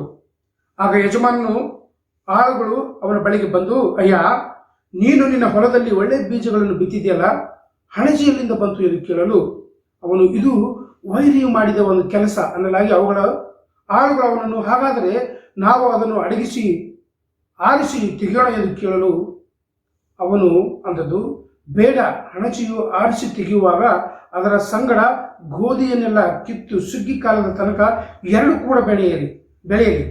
ಸುಗ್ಗಿ ಕಾಲದಲ್ಲಿ ನಾನು ಕೊಯ್ಯುವವರೆಗೆ ಮೊದಲು ಹಣಜೆಯನ್ನು ಆರಿಸಿ ತೆಗೆದು ಅದನ್ನು ಸುಡುವುದಕ್ಕೆ ಹೊರಹಾಕಿ ಗೋಧಿಯನ್ನು ತನ್ನ ಕಣಜದಲ್ಲಿ ತುಂಬಿಸಿರಿ ಎಂದು ಹೇಳುವೆನು ಅಂದನು. ಇಲ್ಲಿ ಇನ್ನೊಂದು ಸಾಮ್ಯ ಹೇಳ್ತಾ ಇದ್ದಾರೆ. ಏನಂದ್ರೆ, ಒಬ್ಬ ಬಿತ್ತುವವನು ನೈಟಲ್ಲಿ ಹೋಗಿ ಬೀಜವನ್ನು ಬಿತ್ತುತ್ತಾನೆ. ಆದರೆ ಅವನು ಜನಗಳು ನಿದ್ದೆ ಮಾಡುವಂಥ ಸಮಯದಲ್ಲಿ ವೈರಿ ಏನ್ ಮಾಡ್ತಾನಂದ್ರೆ, ಆ ಗೋಧಿಯ ಹೊಲದಲ್ಲಿ ಹೋಗಿ ಹಣಜೆಗಳನ್ನ, ಕೆಟ್ಟ ಬೀಜಗಳನ್ನ ಬಿತ್ತು ಬರ್ತಾನೆ. ಅದು ಬೆಳೀತಾ ಇದ್ದಂಗೆ ಅದ್ರ ಜೊತೆ ಈ ಕೆಟ್ಟ ಬೀಜಗಳ ಹಣಜೆಗಳು ಕೂಡ, ಆ ಮರಗಳು ಕೂಡ ಅದ್ರ ಜೊತೆ ಬೆಳೀತವೆ. ಆ ಆಳಿಗೆ ಬಹಳ ಆಶ್ಚರ್ಯ ಆಗುತ್ತೆ. ಅಯ್ಯ, ನಾನೆಲ್ಲ ಬಿತ್ತಿರೋ ಬೀಜಗಳೆಲ್ಲ ಚೆನ್ನಾಗಿದೆ, ಆದ್ರೆ ಇದ್ರಲ್ಲಿ ನೋಡಿದ್ರೆ ಯಾವುದೋ ಒಂದು ನಾವು ಬಿತ್ತದೇ ಇರುವಂತ ಬೀಜ ಕೂಡ ಬರ್ತಾ ಇದೆಯಲ್ಲ. ಅವನು ಬಂದು ಓನರ್ಗೆ ಹೇಳ್ತಾರೆ, ಅಯ್ಯ, ನಾವು ಬಿತ್ತಿದ್ದು ಗೋಧಿಗಳೇ, ಆದ್ರೆ ಅದ್ರ ಪಕ್ಕದಲ್ಲಿ ಎಲ್ಲ ಬೇರೆ ಬೇರೆ ಕೆಟ್ಟ ಮೊಳಕೆಗಳು ಅಥವಾ ಹಣಜೆಗಳು, ಮುಳ್ಳು ಗಿಡಗಳು ಬೆಳೀತಾ ಇದೆಯಲ್ಲ, ಹೀಗೆ ಅಂತೇಳಿ ಹೇಳಿದಾಗ ಯಜಮಾನ್ ಅಂತಾರೆ, ಇದೆಲ್ಲ ಕೂಡ ಒಂದು ವೈರಿಯ ಕುತಂತ್ರ ಇದೆ, ನೀನೇನು ತಲೆ ಕೆಡಿಸ್ಕೋಬೇಡ, ಇದು ವೈರಿ ಮಾಡಿದಂಥ ಒಂದು ಕುತಂತ್ರ ಇದೆ, ಅದು ಬೆಳೀಲಿ ಹಾಗೆ ಅಂತ ಹೇಳ್ತಾರೆ. ಅವಾಗ ಅವನು ಅಲ್ಲಿರುವಂತ ಸೇವಕರು ಹೇಳ್ತಾನೆ, ಅಯ್ಯ ಹಾಗಾದ್ರೆ ಅದೆಲ್ಲ ಕೂಡ ಕೆಟ್ಟದಿರೋದೆಲ್ಲ ಕಿತ್ತು ಬಿಸಾಕ್ಬಿಡ್ಲಾ ಅಂತ ಹೇಳಿದಾಗ ಯಜಮಾನ ಹೇಳ್ತಾನೆ, ಬೇಡ, ಅದನ್ನು ನೀನು ಮಾಡಬೇಡ. ಕಾರಣ ಏನಂದ್ರೆ ನೀನು ಅದು ಕೆಟ್ಟದನ್ನು ಕಿತ್ತುವಾಗ ಕೆಲವೊಂದ್ಸಲ ಒಳ್ಳೆ ಬೀಜಗಳು ಕೂಡ, ಒಳ್ಳೆ ಸಸಿಗಳು ಕೂಡ ಕಿತ್ತುವಂತ ಬಹಳ ಒಂದು ಚಾನ್ಸಸ್ ಇದೆ. ಹಾಗಾಗಿ ಅದನ್ನು ಮಾಡಬೇಡ. ಎರಡೂ ಸುಗ್ಗಿ ಕಾಲದವರೆಗೂ ಎರಡು ಒಟ್ಟಿಗೆ ಬೆಳೀಲಿ. ನಾನು ರಾಶಿ ಮಾಡುವಾಗ ಸುಗ್ಗಿ ಕಾಲದಲ್ಲಿ ಅದನ್ನು ಬೇರ್ಪಡಿಸಿ ಆ ಕೆಲಸಕ್ಕೆ ಬಾರದೆ ಇರುವಂಥದ್ದನ್ನ ನಾನು ಬೆಂಕಿಯಲ್ಲಿ ಹಾಕಿ ಸುಟ್ಟಾಕ್ತೀನಿ. ನನಗೆ ಬೇಕಾಗಿರುವಂಥದ್ದನ್ನ ನನ್ನ ಹಣಜದಲ್ಲಿ ನಾನು ತುಂಬಿಸ್ಕೊಳ್ತೀನಿ. ಇಲ್ಲಿ ನಿಜವಾಗ್ಲೂ ಎಂಥ ಒಂದು ಅದ್ಭುತವಾದಂಥ ಒಂದು ಸಾಮ್ಯವನ್ನು ಯೇಸು ಕ್ರಿಸ್ತರು ಹೇಳ್ತಾ ಇದ್ದಾರೆ. ಸಹೋದರ ಸಹೋದರಿಯರೇ, ನಮ್ಮೆಲ್ಲರ ಜೀವನದಲ್ಲಿ ಕೂಡ ನಾವು ಕಲಿತಿರುವಂಥದ್ದು, ನಾವು ತಿಳಿದುಕೊಳ್ಳುವಂಥದ್ದು, ನಮಗೆ ಉಪದೇಶ ಮಾಡಿರುವಂಥದ್ದು, ಸತ್ಯವೇದದ ಅನೇಕ ರಹಸ್ಯಗಳನ್ನ ಅನೇಕ ನಾಯಕರು ಸಭೆಯಾಗಿ ನಮಗೆಲ್ಲ ಹೇಳ್ಕೊಡುವಂಥದ್ದು ಎಲ್ಲವೂ ಕೂಡ ದೈವಿಕವಾದಂಥದ್ದು, ಪರಿಶುದ್ಧವಾದಂಥದ್ದು, ನಮ್ಮ ಜೀವನಕ್ಕೆ ಉಪಯೋಗವಾಗುವಂಥದ್ದು, ಕ್ರಿಸ್ತನ ಹಾಗೆ ನಾವೆಲ್ಲರೂ ಕೂಡ ಆಗಲಿಕ್ಕೆ ಬೇಕಾದಂಥ ಎಲ್ಲ ಸಹಾಯಗಳನ್ನ ಸಭೆ ಮೂಲಕವಾಗಿ ನಮಗೆ ಸಿಗ್ತಾ ಇದೆ, ದೇವರ ವಾಕ್ಯದ ಮೂಲಕವಾಗಿ ನಮಗೆ ಸಿಗ್ತಾ ಇದೆ. ಆದರೆ ಅನೇಕ ಸಮಯಗಳಲ್ಲಿ ನಮ್ಮಲ್ಲಿ ಯಾವುದು ಸರಿಯಾಗಿ ನಡೀತಾ ಇದೆ ಅಂತೇಳಿ ಅನೇಕ ಸಮಯಗಳಲ್ಲಿ ನಾವು ಗಮನ ಕೊಡೋದಿಲ್ಲ. ಇಲ್ಲಿ ಏನು ತಪ್ಪು ನಡೀತಾ ಇದೆ, ಇವ್ರು ಏನು ತಪ್ಪು ಹೇಳ್ತಾ ಇದ್ದಾರೆ, ಇವರಿಂದ ಏನೆಲ್ಲ ಮಿಸ್ಟೇಕ್ಗಳಾಗ್ತದೆ ಅಂತೇಳಿ ಬಹಳ ಸಲ ನಾವು ಗಮನ ಕೊಡ್ತೀವಿ. ಆದರೆ ಇದು ಎಲ್ಲಿಂದ ಬರ್ತಾ ಇದೆ? ಈ ಒಂದು ಗುಣಧರ್ಮ ಎಲ್ಲಿಂದ ಬರ್ತಾ ಇದೆ? ಕುಚ್ಚೋದ್ಯವಾದಂಥ ಒಂದು ಮನಸ್ಸು ಎಲ್ಲಿಂದ ಬರ್ತಾ ಇದೆ? ಆದರೆ ಯಾವುದೆಲ್ಲವೂ ಕೂಡ ದೇವರ ವಾಕ್ಯಕ್ಕೆ ಅಡ್ಡಿ ಮಾಡುವಂಥದ್ದಾಗಿದೆಯೋ, ಯಾವುದೆಲ್ಲವೂ ಕೂಡ ಸುವಾರ್ತೆಗೆ ಅಡ್ಡಿಪಡಿಸುವಂತ ಆಲೋಚನೆಯಾಗಿದೆಯೋ, ಅದೆಲ್ಲವೂ ಕೂಡ ಕುತಂತ್ರವು ಸೈತಾನದಾಗಿದೆ. ಸಹೋದರ ಸಹೋದರರೇ, ಕೆಲವೊಂದು ಸಲ ನನ್ನ ಜೀವನದಲ್ಲಿ ಕೂಡ ಈ ರೀತಿಯಾಗಿದೆ. ಸಭೆಯಲ್ಲಿ ಏನಾದರೂ ಕೆಲಸ ಮಾಡುವಂಥ ಸಮಯದಲ್ಲಿ ಏನು ಮಾತಾಡೋದಿಲ್ಲ, ಆದರೆ ಅವ್ರ ಥರ ಮಿಸ್ಟೇಕ್ ಮಾಡ್ತಾರೆ, ಅವ್ರು ಇಲ್ಲಿ ತಪ್ಪು ಮಾಡ್ತಾ ಇದ್ದಾರೆ. ಅನೇಕ ಸಮಯಗಳಲ್ಲಿ ಬರೀ ಕುಚ್ಚೋದ್ಯವಾಗಿ ಮಾತಾಡುವಂಥದ್ದು, ಬರೀ ಕೆಟ್ಟದಾಗಿರುವಂಥ ವಿಷಯಗಳನ್ನು ಯೋಚನೆ ಮಾಡುವಂಥದ್ದು. ಅನೇಕರು ಈ ರೀತಿಯಾಗಿ ನಾವು ಹೋಲಿಕೆ ಆಗಿದ್ದೀವಿ. ಆದರೆ ನಾವು ಕೇಳುವಂಥದ್ದೆಲ್ಲವೂ ಕೂಡ ಒಳ್ಳೆಯದೇ. ನಮ್ಗೆ ಉಪದೇಶ ಸಿಗ್ತಿರುವಂಥದ್ದು ಕೂಡ ನಮಗೆ ಬಹಳ ಆತ್ಮಿಕವಾಗಿರುವಂಥ ಉಪದೇಶಗಳು ಸಿಗ್ತಾ ಇದೆ. ಆದರೆ ನಮಗೆ ಈ ಕುಚ್ಚೋದೆ ಎಲ್ಲಿಂದ ಬರ್ತಾ ಇದೆ? ಕೆಟ್ಟದಾದಂಥ ಆಲೋಚನೆ ಎಲ್ಲಿಂದ ಬರ್ತಾ ಇದೆ? ಯಾವುದು ಒಳ್ಳೆದಿದೆ ಅದು ಅಡಗಿಸುವಂತಹ ಮನಸ್ಥಿತಿ ಎಲ್ಲಿಂದ ಬರ್ತಾ ಇದೆ? ಆದರೆ ಇದೆಲ್ಲವೂ ಕೂಡ ನಿಜವಾಗ್ಲೂ ಸೈತಾನನ ಒಂದು ಕಾರ್ಯವಾಗಿದೆ. ಸಹೋದರ ಸಹೋದರಿ, ಅದಕ್ಕೆ ಯೇಸು ಕ್ರಿಸ್ತರು ಹೇಳ್ತಾರೆ, ನಾವು ದೇವರ ರಾಜ್ಯದಲ್ಲಿ ಒಂದು ವೇಳೆ ಇದ್ಕೊಂಡ್ರು ಕೂಡ ನಾವು ಹಾಗೆ ಇರಬಹುದು. ಒಳ್ಳೆಯ ರೀತಿಯಲ್ಲಿ ಆಕ್ಟಿಂಗ್ ಮಾಡಬಹುದು, ಪ್ರಾರ್ಥನೆ ಮಾಡಬಹುದು, ಚರ್ಚೆಗೆ ಬರ್ಬಹುದು, ಇದು ಯಾವುದಕ್ಕೂ ಕೂಡ ಅಡ್ಡಿ ಇಲ್ಲ. ಹೇಗೆ ಆತ್ಮಿಕವಾದವರಿದ್ದಾರೋ ಅವ್ರ ಜೊತೆಯಲ್ಲೇ ನಾವೆಲ್ಲರೂ ಕೂಡ ಹಾಗೆಯೇ ಬೆಳಿಬಹುದು, ಏನು ತೊಂದರೆ ಇಲ್ಲ. ಆದರೆ ನ್ಯಾಯ ವಿಚಾರಣೆ ದಿನದಲ್ಲಿ, ಯೇಸು ಕ್ರಿಸ್ತರ ಎರಡನೇ ಬರವಣದಲ್ಲಿ, ನ್ಯಾಯ ತೀರ್ಪಿನ ದಿನದಲ್ಲಿ ನಮ್ಮ ನಿಜ ರಹಸ್ಯಗಳು, ನಮ್ಮ ಹೃದಯದಲ್ಲಿ ಅಂತರ್ಯದಲ್ಲಿ ಮಾಡುವಂಥ ತಪ್ಪುಗಳು, ಇದೆಲ್ಲವೂ ಕೂಡ ಬಯಲಿಗೆ ಬರುತ್ತೆ. ಕಳೆದ ವಾರದಲ್ಲಿ ಸಹೋದರರು ನಮಗೆ ಹೇಳ್ಕೊಡ್ತಾ ಇದ್ರು, ಹೇಗೆ ನಾವು ಅಂತರ್ಯದಲ್ಲಿ ಹೊಸಬರಾಗಿರಬೇಕು, ಹೇಗೆ ನಮ್ಮ ಪಾಪಗಳನ್ನು ಮುಚ್ಚಿಟ್ಟುಕೊಳ್ಳುವುದರಿಂದ ನಾವು ಏನೆಲ್ಲ ಒಂದು ವೇಳೆ ಬೇರೆ ವಿಷಯಗಳನ್ನ ನಾವು ಅನುಭವಿಸ್ತೀವಿ, ನಾಚಿಕೆಯನ್ನು ಅನುಭವಿಸ್ತೀವಿ ಅಂತೇಳಿ ಸಹೋದರ ನಮ್ಗೆ ಹೇಳ್ತಾ ಇದ್ರು. ಅವರ ಜೀವನ ಕೂಡ ನಮಗೆ ಹೇಳ್ಕೊಡ್ತಾ ಇದ್ರು. ಈ ಒಂದು ಹೋರಾಟವು ಸಹೋದರ ಸಹೋದರಿಯರು ನಮ್ಮ ಜೀವನದ ಅಂತ್ಯದವರೆಗೂ ಇರುತ್ತೆ. ನಾವು ಅನೇಕ ಸಮಯಗಳಲ್ಲಿ ಆತ್ಮಿಕರಂತೆ ನಾವು ನಟನೆ ಮಾಡ್ತೀವಿ, ಆದರೆ ಈ ಒಂದು ಹೋರಾಟವು ನಮ್ಮ ಮತ್ತು ದೇವರ ಮಧ್ಯದಲ್ಲಿ ಇರುವಂಥದ್ದು. ಇದು ಯಾರು ಕೂಡ ನೋಡ್ಲಿಕ್ಕಾಗೋದಿಲ್ಲ. ನಾವು ಬಹಳ ಸಲ, ನನಗೆ ಬಹಳ ಒಬ್ರು ಲಾಸ್ಟ್ ಟೈಮಲ್ಲಿ ದೇವರ ವಾಕ್ಯ ಹೇಳ್ಕೊಡುವಂಥ ಸಮಯದಲ್ಲಿ ಈ ಒಂದು ವಿಷಯ ಹೇಳ್ತಾ ಇದ್ರು, ಯಾವುದು ದೇವರಿಗೆ ಇಷ್ಟ ಇದೆಯೋ, ಯಾವುದು ದೇವರಿಗೆ ಎಲ್ಲವೂ ಕೂಡ ಗೊತ್ತಿದೆಯೋ ಅದನ್ನೇ ನಾವು ಮುಚ್ಚಿಟ್ಕೊಂಡು ದೇವರ ಮುಂದೆ ನಾಟಕ ಮಾಡ್ತೀವಿ. ಯಾವುದು ನಿಜವಾಗ್ಲೂ ಮನುಷ್ಯರು ನೋಡ್ತಾರೋ ಅದನ್ನು ಬಹಳ ಚೆನ್ನಾಗಿ ತೋರಿಸ್ತೀವಿ. ಆದರೆ ದೇವರಿಗೆ ಯಾವುದು ಚೆನ್ನಾಗಿ ಕಾಣುತ್ತೋ ಆ ವಿಷಯಗಳು ನಾವು ಮುಚ್ಚಿಟ್ಕೊಳ್ತೀವಿ. ಅಂದರೆ ನಮ್ಮ ಹೃದಯದಲ್ಲಿ ನಾವು ಎರಡು ರೀತಿಯಲ್ಲಿ ನಾವು ಜೀವನ ಮಾಡ್ತಾ ಇರ್ತೀವಿ. ಇದು ಮನುಷ್ಯನಲ್ಲಿ ಒಂದು ಸ್ವಾಭಾವಿಕವಾದಂಥ ಗುಣ ಅಂತ ಹೇಳಲಿಕ್ಕೆ ಕೂಡ ತಪ್ಪಾಗೋದಿಲ್ಲ. ಯಾಕಂದರೆ ನಾವು ಒಳ್ಳೆಯವರಂತೆ ಇರಲಿಕ್ಕೆ, ಒಳ್ಳೆಯವ್ರ ಹಾಗೆ ಇರಲಿಕ್ಕೆ ನಾವು ಬಹಳ ನಟನೆ ಮಾಡ್ತೀವಿ. ಅನೇಕ ಸಮಯಗಳಲ್ಲಿ ಪೀಸ್ ಮಾಡ್ತೀವಿ. ಈ ಒಂದು ಗುಣ ನನ್ನಲ್ಲಿದೆ. ಅನೇಕ ಸಮಯಗಳಲ್ಲಿ ಬೇರೆಯವರಿಗೆ ಚೆನ್ನಾಗಿ ಕಾಣಿಸ್ಕೊಳ್ಬೇಕನ್ನೋದಕ್ಕೋಸ್ಕರವಾಗಿ ಏನೆಲ್ಲ ಪ್ರಯತ್ನ ಮಾಡ್ತೀವಿ. ಆದರೆ ದೇವರ ದೃಷ್ಟಿಯಲ್ಲಿ ನಾನು ಹೇಗೆ ಕಾಣಿಸ್ಕೊಳ್ತಾ ಇದ್ದೀನಿ ಅನ್ನೋಂಥ ವಿಷಯದ ಮೇಲೆ ನಾವು ಹೆಚ್ಚಿನ ಗಮನ ಕೊಡೋದಿಲ್ಲ. ಒಂದು ವೇಳೆ ನಾವು ಹೀಗೆ ಇದ್ದರೆ ಖಂಡಿತವಾಗಿ ಸಹೋದರ ಸಹೋದರಿಯರೇ, ನಾವು ಒಂದು ಭಕ್ತಿವಂತರಾಗಿ ದೇವರ ರಾಜ್ಯದಲ್ಲಿ ಅಥವಾ ನಾವು ಒಟ್ಟಿಗೆ ಒಳ್ಳೆ ರೀತಿಯಿಂದ ಇರ್ಲಿಕ್ಕೆ ಸಾಧ್ಯ ಆಗೋದಿಲ್ಲ. ಇಲ್ಲಿ ಯೇಸು ಕ್ರಿಸ್ತರು ಇನ್ನೊಂದು ವಿಷಯ ಹೇಳ್ತಾ ಇದ್ದಾರೆ, 36ರಿಂದ 43ರವರೆಗೆ ನಾನು ಓದ್ತೀನಿ ನಿಮಗೋಸ್ಕರವಾಗಿ. ಯೇಸು ಕ್ರಿಸ್ತರು ಇನ್ನೊಂದು ಸಾಮ್ಯವನ್ನು ಅವರಿಗೆ ಹೇಳಿದರು. ಅದೇನೆಂದರೆ, ಪರಲೋಕ ರಾಜ್ಯವು ಹುಳಿ ಹಿಟ್ಟಿಗೆ ಹೋಲಿಕೆಯಾಗಿದೆ. ಅದನ್ನು ಒಬ್ಬ ಹೆಗ್ಗಸು ತಕೊಂಡು 3 ಸೇರು ಹಿಟ್ಟಿನಲ್ಲಿ ಕಲಸಿಡಲು ಆ ಹಿಟ್ಟೆಲ್ಲ ಹುಳಿಯಾಯಿತು. ಯೇಸು ಈ ಮಾತುಗಳನ್ನೆಲ್ಲ ಜನರ ಗುಂಪುಗಳಿಗೆ ಸಾಮ್ಯ ರೂಪವಾಗಿ ಹೇಳಿದನು. ಸಾಮ್ಯವಿಲ್ಲದೆ ಒಂದನ್ನು ಹೇಳಲಿಲ್ಲ. ಹೇಗೆ ನನ್ನ ಬಾಯಿ ತೆರೆದು ಸಾಮ್ಯ ರೂಪವಾಗಿ ಉಪದೇಶಿಸಿದನು. ಲೋಕಾದಿಯಿಂದಲೂ ಮರೆಯಾಗಿದ್ದವುಗಳನ್ನು ಹೊರತು ಪಡಿಸುವೆನು ಎಂಬ ಒಬ್ಬ ಪ್ರವಾದಿ ಮುಖಾಂತರವಾಗಿ ನುಡಿದ ಮಾತು ನೆರವೇರಿತು. ಯೇಸು ಕ್ರಿಸ್ತರು ಆ ಒಂದು ಸಮಯದಲ್ಲಿ ಪ್ರತಿಯೊಂದು ವಿಷಯಗಳು ಕೂಡ ಯೇಸು ಕ್ರಿಸ್ತರು ಸಾಮ್ಯ ರೂಪವಾಗಿ ಹೇಳ್ತಾ ಇದ್ದಾರೆ. ಹೇಗೆಂದ್ರೆ, ಒಂದು ಹೆಂಗಸು ಒಂದು ಸ್ವಲ್ಪ ಹುಳಿಯನ್ನು ತಗೊಂಡು ತನ್ನ ಹಿಟ್ಟಿನಲ್ಲಿ ಹಾಕಲು ಆ ಹಿಟ್ಟೆಲ್ಲ ಹುಳಿಯಾಯಿತು ಅಂತ ಹೇಳಿ, ಹೇಗೆ ಇಡೀ ಒಂದು ಹಾಲಲ್ಲಿ ಒಂದು ಸ್ವಲ್ಪ ನಾವು ಹುಳಿ ಹಾಕಿದ್ರು ಕೂಡ ಇಡೀ ಹಾಲೆಲ್ಲ ಹೇಗೆ ಹಾಳಾಗುತ್ತೋ ಅದೇ ರೀತಿಯಾಗಿ ಆತ್ಮಿಕವಾದಂಥ ಒಂದು ವಿಷಯಗಳು ಸಹೋದರ ಸಹೋದರಿಯರೇ, ನಮ್ಮ ಜೀವನದಲ್ಲಿ ನಾವು ಮಾಡುವಂಥ ಪ್ರತಿಯೊಂದು ವಿಷಯಗಳಲ್ಲಿ ಕೂಡ ಯೇಸು ಕ್ರಿಸ್ತರು ಹೇಳ್ತಾ ಇದ್ದಾರೆ, ನಮ್ಮ ಹೃದಯವನ್ನು ಬಹಳ ಜಾಗ್ರತೆಯಿಂದ ನಾವು ಕಾಪಾಡಿಕೊಳ್ಬೇಕು. ನಮ್ಮ ಒಂದು ಆತ್ಮವನ್ನ ದೇವರ ದೃಷ್ಟಿಯಲ್ಲಿ ಸರಿಯಾದ ರೀತಿಯಲ್ಲಿ ನಾವು ಕಾಪಾಡಿಕೊಳ್ಬೇಕು ಎಂಬುವಂಥ ಒಂದು ವಿಷಯದಲ್ಲಿ ಹೇಳ್ತಾರೆ. ಅದಕ್ಕೆ ಹೇಳ್ತಾರೆ, ಕಿವಿ ಉಳ್ಳವನು ಇದನ್ನು ಕೇಳಲಿ. ಯಾರೆಲ್ಲರಿಗೂ ಕೂಡ ಒಳ್ಳೆಯ ಹೃದಯ ಇದೆಯೋ, ಯಾರೆಲ್ಲರಲ್ಲಿ ಕೂಡ ಒಳ್ಳೆಯ ಮನಸ್ಸಿದೆಯೋ, ನಿಜವಾಗ್ಲೂ ನಾವು ದೇವರ ವಾಕ್ಯವನ್ನ ಬಹಳ ಆಸಕ್ತಿಯಿಂದ ಕೇಳಲಿಕ್ಕೆ, ಅದನ್ನು ಆಸಕ್ತರಾಗಿ ನಮ್ಮ ಜೀವನದಲ್ಲಿ ಅಳವಡಿಸಿಕೊಳ್ಳಲಿಕ್ಕೆ ನಾವು ಯಾವಾಗಲೂ ಕೂಡ ನಮ್ಮ ಪರಿಪೂರ್ಣವಾದಂಥ ಒಂದು ಪ್ರಯತ್ನ, ನಮ್ಮನ್ನು ನಾವು ದೇವರಿಗೆ ಒಪ್ಪಿಸಿಕೊಟ್ಟು ವಿಧೇಯತೆಯಿಂದ ಆತನ ಅಧಿಕಾರಕ್ಕೆ ಒಳಪಟ್ಟು ಪ್ರತಿಯೊಂದು ವಿಷಯಗಳು ಕೂಡ ಬಹಳ ಜವಾಬ್ದಾರಿಯಿಂದ ನಾವು ಮಾಡುವವರಾಗಿರ್ತೇವೆ. ಇನ್ನೊಂದು ಸಾಮ್ಯವನ್ನು ಯೇಸು ಕ್ರಿಸ್ತರು ಹೇಳ್ತಾರೆ. ಮತ್ತಾಯನ ಬರೆದ ಸುವಾರ್ತೆ 13ನೇ ಅಧ್ಯಾಯ 44ರಿಂದ 46ರವರೆಗೆ.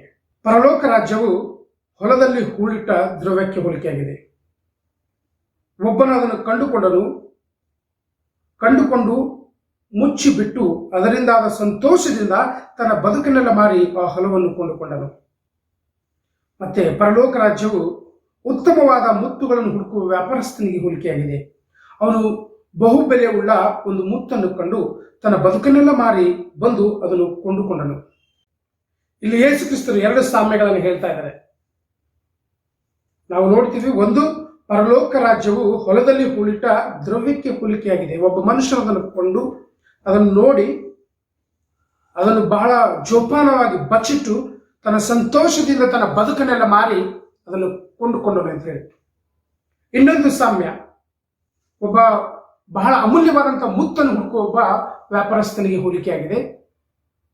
ಅವನು ತನ್ನ ಬದುಕನ್ನೆಲ್ಲ ಮಾರಿ ಆ ಮುತ್ತನ್ನು ಕೊಂಡುಕೊಂಡು ಬಹಳ ಸಂತೋಷವಾಗಿ ಹೋದನು ಅಂತೇಳಿ 2 ಸಾಮ್ಯಗಳು ಹೇಳ್ತಾರೆ.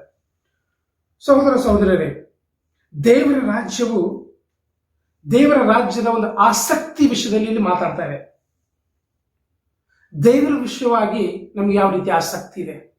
ನಿಜವಾಗ್ಲೂ ನಮಗೆ ಇರುವಂತಹ ಒಂದು ಆಸಕ್ತಿ, ಸಭೆಯಲ್ಲಿ ನನಗೆ ಗೊತ್ತಿದ್ದಂಗೆ ಅನೇಕ ಸಹೋದರರಿದ್ದಾರೆ, ಅನೇಕ ಸಹೋದರಿಯರಿದ್ದಾರೆ. ದೇವರ ವಾಕ್ಯದ ನಿಮಿತ್ತವಾಗಿ ತಮ್ಮ ಜೀವನದಲ್ಲಿ ಅನೇಕ ವಿಷಯಗಳನ್ನು ತ್ಯಾಗ ಮಾಡಿದ್ದಾರೆ. ನಾನು 96ರಲ್ಲಿ ನಾನು ಶಿಷ್ಯನಾದೆ. ನಾನು ಒಂದು ಸಮಯದಲ್ಲಿ ಈ ಸಭೆಗೆ ಬರಲಿಕ್ಕೆ ನನಗೆ ಬಹಳ ಮುಖ್ಯವಾದಂಥ ಕಾರಣ ಏನಂದರೆ, ಜನಗಳ ಜೀವನಗಳನ್ನು ನೋಡಿದಾಗ ನನಗೆ ಬಹಳ ಆಶ್ಚರ್ಯ ಆಗ್ತಾ ಇತ್ತು, ಬಹಳ ಆಸಕ್ತಿ ಬರ್ತಾ ಇತ್ತು. ಸರಿಯಾಗಿ ತುಂಬ ಓದಿದವರಾಗಿದ್ದರು, ಉತ್ತಮವಾದಂಥ ಒಂದು ಕೆಲಸದಲ್ಲಿದ್ದರು. ಆದರೆ ಅವರು ಪಡುವಂಥ ಪ್ರಯಾಸಗಳು ನೋಡಿದಾಗ ನನಗೆ ನಿಜವಾಗ್ಲೂ ಬಹಳ ಸಂತೋಷ ಆಗ್ತಾ ಇತ್ತು, ಬಹಳ ಕನ್ವಿಕ್ಟ್ ಆಗ್ತಾ ಇತ್ತು ನನಗೆ. ಅನೇಕರು ತಮ್ಮ ಕೆಲಸಗಳು ಬಿಟ್ಟರು, ಅನೇಕ ಜನಗಳು ತಮ್ಮ ಮನೆಗಳನ್ನು ಬಿಟ್ಟರು, ಅನೇಕರು ತಮ್ಮ ಕುಟುಂಬವನ್ನು ಬಿಟ್ಟು ದೇವರ ವಿಷಯದಲ್ಲಿ, ದೇವರ ಆಸಕ್ತಿ ವಿಷಯದಲ್ಲಿ ನೋಡಿದಾಗ ನನಗೆ ಬಹಳ ಸಂತೋಷ ಆಯಿತು. ಒಬ್ಬ ಸಹೋದರರ ವಿಷಯದಲ್ಲಿ ನಾನು ಸುಮಾರು ಒಂದು 8-10 ವರ್ಷ ಸಹೋದರ ಸೈಜುಸ್ ಅವರ ಜೊತೆ ಇದ್ದೆ, ಅವರ ಮಿನಿಸ್ಟ್ರಿಯಲ್ಲಿ ಇದ್ದೆ. ಅವರ ಜೀವನವನ್ನು ಬಹಳ ಆಸಕ್ತಿಯಿಂದ ನಾನು ನೋಡ್ತಾ ಇದ್ದೆ. ನಿಜವಾಗ್ಲೂ ಅವರ ಜೀವನನೇ ನಿಜವಾಗ್ಲೂ ನನಗೆ ಒಬ್ಬ ಶಿಷ್ಯನಾಗಿರ್ಲಿಕ್ಕೆ, ಸಭೆಯಲ್ಲಿ ಇರಲಿಕ್ಕೆ ನನಗೆ ಬಹಳ ಪ್ರೇರಣೆ ಮಾಡಿತು. ದೇವರ ವಾಕ್ಯದ ಪ್ರಕಾರವಾಗಿ ಅಥವಾ ದೇವರ ವಾಕ್ಯವನ್ನು ನಾನು ಕೂಡ ಇವ್ರ ರೀತಿಯಲ್ಲಿ ಬೋಧಿಸಬೇಕು ಅನ್ನೋಂಥದ್ದು ಸ್ವಲ್ಪ ಆಸಕ್ತಿ ಏನಾದರೂ ಬಂದಿದೆ ಅಂದರೆ ನಿಜವಾಗ್ಲೂ ಅವರಿಂದ ಬಂದಿದೆ. ಸಹೋದರರು ಅವರು ಜೀವನ ಬಹಳ ಸಲ ನನಗೆ ಶೇರ್ ಮಾಡ್ತಾ ಇದ್ರು. ಅವರು 93ರಲ್ಲಿ ಶಿಷ್ಯರಾದಾಗ ನಿಜವಾಗ್ಲೂ ಅವರ ಜೀವನದಲ್ಲಿ ಯಾವುದೇ ತರವಾದಂಥ ಆಸಕ್ತಿ ಇರಲಿಲ್ಲ. ಯಾಕೆ ನನ್ನ ಜೀವನ ಈ ಥರ ಇದೆ, ಸರಿಯಾದಂಥ ಕೆಲಸಗಳಿಲ್ಲ, ಒಂದು ಒಳ್ಳೆ ಮನಃಶಾಂತಿ ಇಲ್ಲ, ಅನೇಕ ದುರಭ್ಯಾಸಗಳಿಗೆ ಒಳಗಾಗಿದ್ರು, ನನ್ನ ಜೀವನದ ಉದ್ದೇಶ ಏನಿದೆ ಅಂತೇಳಿ ಬಹಳ ನೊಂದುಕೊಂಡವರಾಗಿದ್ರು. ಸರಿಯಾದಂಥ ಒಂದು ಅವರಿಗೆ ಅಷ್ಟೊಂದು ಇದನ್ನೂ ಆಗ್ತಾ ಇರಲಿಲ್ಲ, ಭಾಷೆಗಳು ಬರ್ತಾ ಇತ್ತಲ್ಲ ಗೊತ್ತಿಲ್ಲ.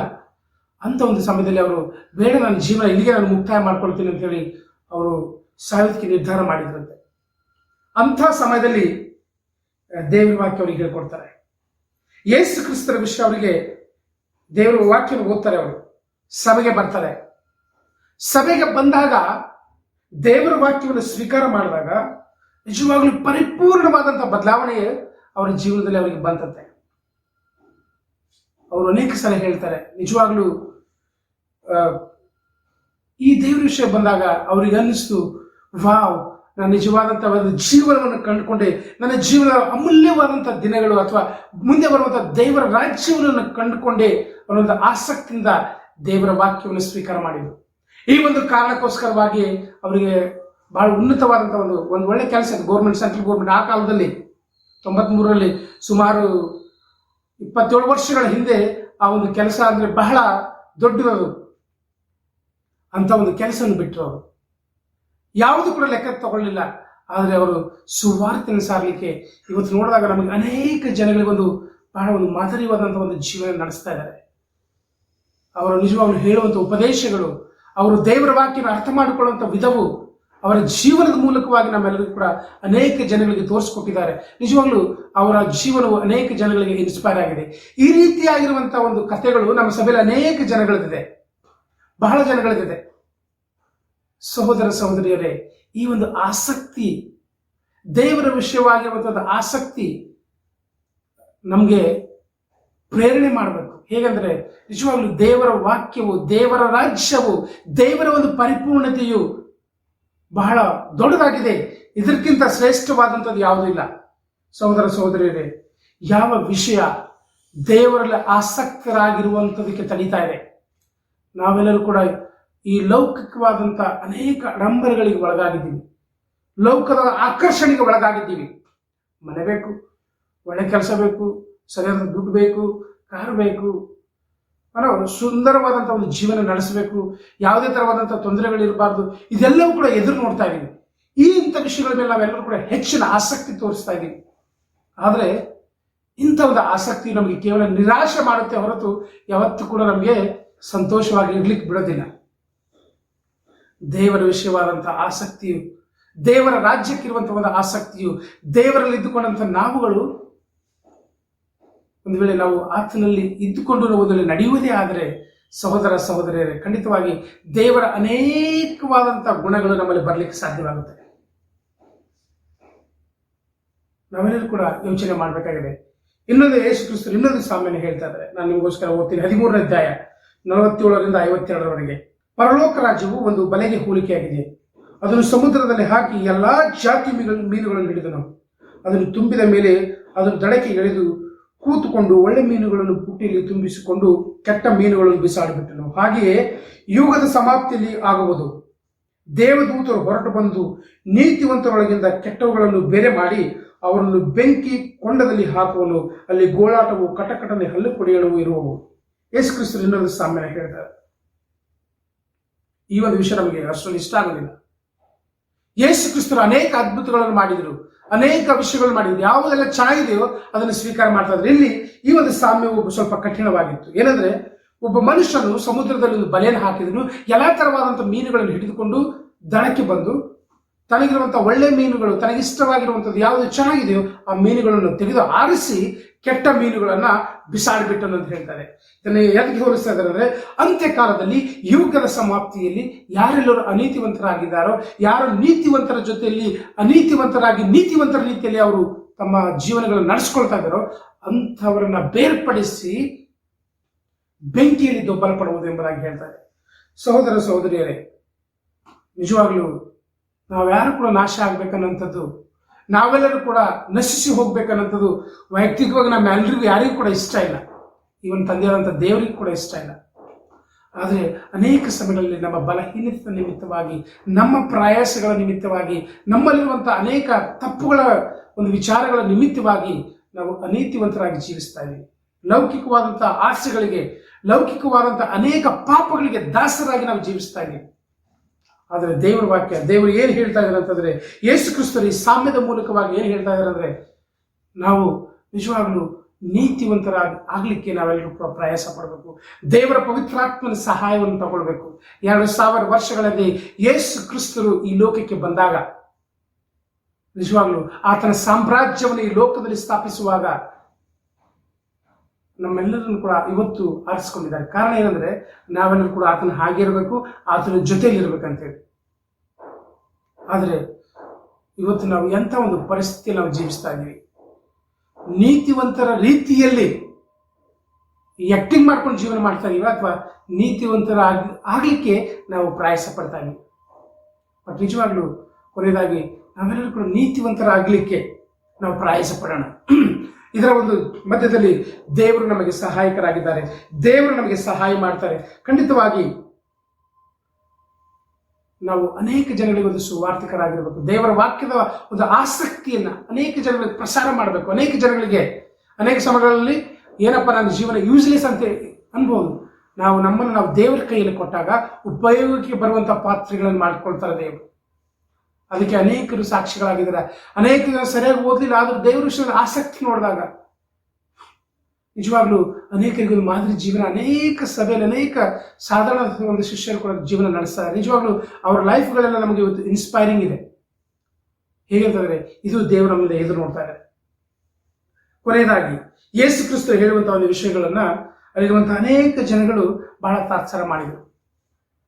ಯೇಸು ಕ್ರಿಸ್ತರು ಹೇಳುವಂತ ಒಂದು ಜ್ಞಾನ, ಯೇಸು ಕ್ರಿಸ್ತರು ಉಪದೇಶ ಮಾಡುವಂತ ವಿಧಾನ ನೋಡಿದಾಗ ಅಲ್ಲಿ ಜನಗಳಿಗೆ ಬಹಳ ಆಶ್ಚರ್ಯ ಆಗುತ್ತೆ. ಇಲ್ಲಿ ಹೇಳ್ತಾರೆ, ನಾನು ಕೊನೆಯದಾಗಿ ನೋಡೋಣ. ಮತ್ತಾಯ ಬರೆದ ಸುವಾರ್ತೆ 13ನೇ ಅಧ್ಯಾಯ 54ರಿಂದ 58ರವರೆಗೆ. ತರುವಾಯ ಆತನು ತನ್ನ ಊರಿಗೆ ಬಂದು ಅಲ್ಲಿರುವ ಸಭಾಮಂದಿರಗಳಲ್ಲಿಯೂ ಜನಗಳಿಗೆ ಉಪದೇಶ ಮಾಡುತ್ತಿದ್ದನು. ಅವರು ಕೇಳಿ ಆಶ್ಚರ್ಯಪಟ್ಟರು. ಇವನಿಗೆ ಈ ಜ್ಞಾನವು, ಈ ಮಹತ್ ಕಾರ್ಯಗಳು ಎಲ್ಲಿಂದ ಬಂದವು? ಇವನು ಆ ಬಡಿಗೆಯ ಮಗನಲ್ಲವೇ? ಇವನ ತಾಯಿ ಮರಿಯಳೆಂಬವಳು, ಯಾಕೋಬ, ಯೋಸೇಫ್, ಸಿಮೋನ್, ಯೂದ ಇವರ ತಮ್ಮಂದಿರಲ್ಲವೋ? ಇವನ ತಂಗಿಯರೆಲ್ಲರೂ ನಮ್ಮಲ್ಲೇ ಇದ್ದಾರಲ್ಲವೇ? ಹಾಗಾದರೆ ಇವೆಲ್ಲ ಅವನಿಗೆ ಎಲ್ಲಿಂದ ಬಂದವು ಎಂದು ಮಾತಾಡಿಕೊಂಡು ಆತನ ವಿಷಯವಾಗಿ ಬೇಸರಗೊಂಡರು. ಆದರೆ ಯೇಸು ಅವರಿಗೆ, ಪ್ರವಾದಿಯು ಬೇರೆ ಎಲ್ಲಿಯೂ ಇದ್ದರೂ ಅವನಿಗೆ ಮರ್ಯಾದೆ ಉಂಟು, ಆದರೆ ಸ್ವದೇಶದಲ್ಲಿಯೂ ಸ್ವಂತ ಮನೆಯಲ್ಲಿಯೂ ಮಾತ್ರ ಮರ್ಯಾದೆ ಇಲ್ಲ ಅಂದನು. ಅವರು ಆತನು ನಂಬದೆ ಹೋದುದರಿಂದ ಆತನು ಅಲ್ಲಿ ಅನೇಕ ಮಹತ್ ಕಾರ್ಯಗಳನ್ನು ಮಾಡಲಿಲ್ಲ. ಸಹೋದರ ಸಹೋದರಿಯರೇ, ಯೇಸು ಕ್ರಿಸ್ತರು ಹೇಳುವಂತ ಎಲ್ಲ ಉಪದೇಶಗಳನ್ನು ಕೇಳಿದಾಗ ಅಲ್ಲಿರುವಂತ ಜನಗಳಿಗೆ ಬಹಳ ಆಶ್ಚರ್ಯ ಆಗುತ್ತೆ. ಈತನು ಯೋಸೇಫರ ಮಗನಲ್ವಾ? ಇವರು ಅಕ್ಕ ತಂಗಿದ್ರ ಅಣ್ಣ ತಮ್ಮದ್ರು ನಮ್ಮ ಮಧ್ಯದಲ್ಲೇ ಇದ್ದಾರಲ್ವಾ? ಇವನಿಗೆ ಈ ಜ್ಞಾನ ಎಲ್ಲಿಂದ ಬಂತು? ಯಾವ ರೀತಿಯಾಗಿ ಉಪದೇಶ ಮಾಡ್ತಾನೆ? ಬಿಡು, ಪರವಾಗಿಲ್ಲ, ಏನೋ ಹೇಳ್ತಾನೆ, ಹೇಳ್ಕೊಂಡು ಹೋಗ್ಲಿ.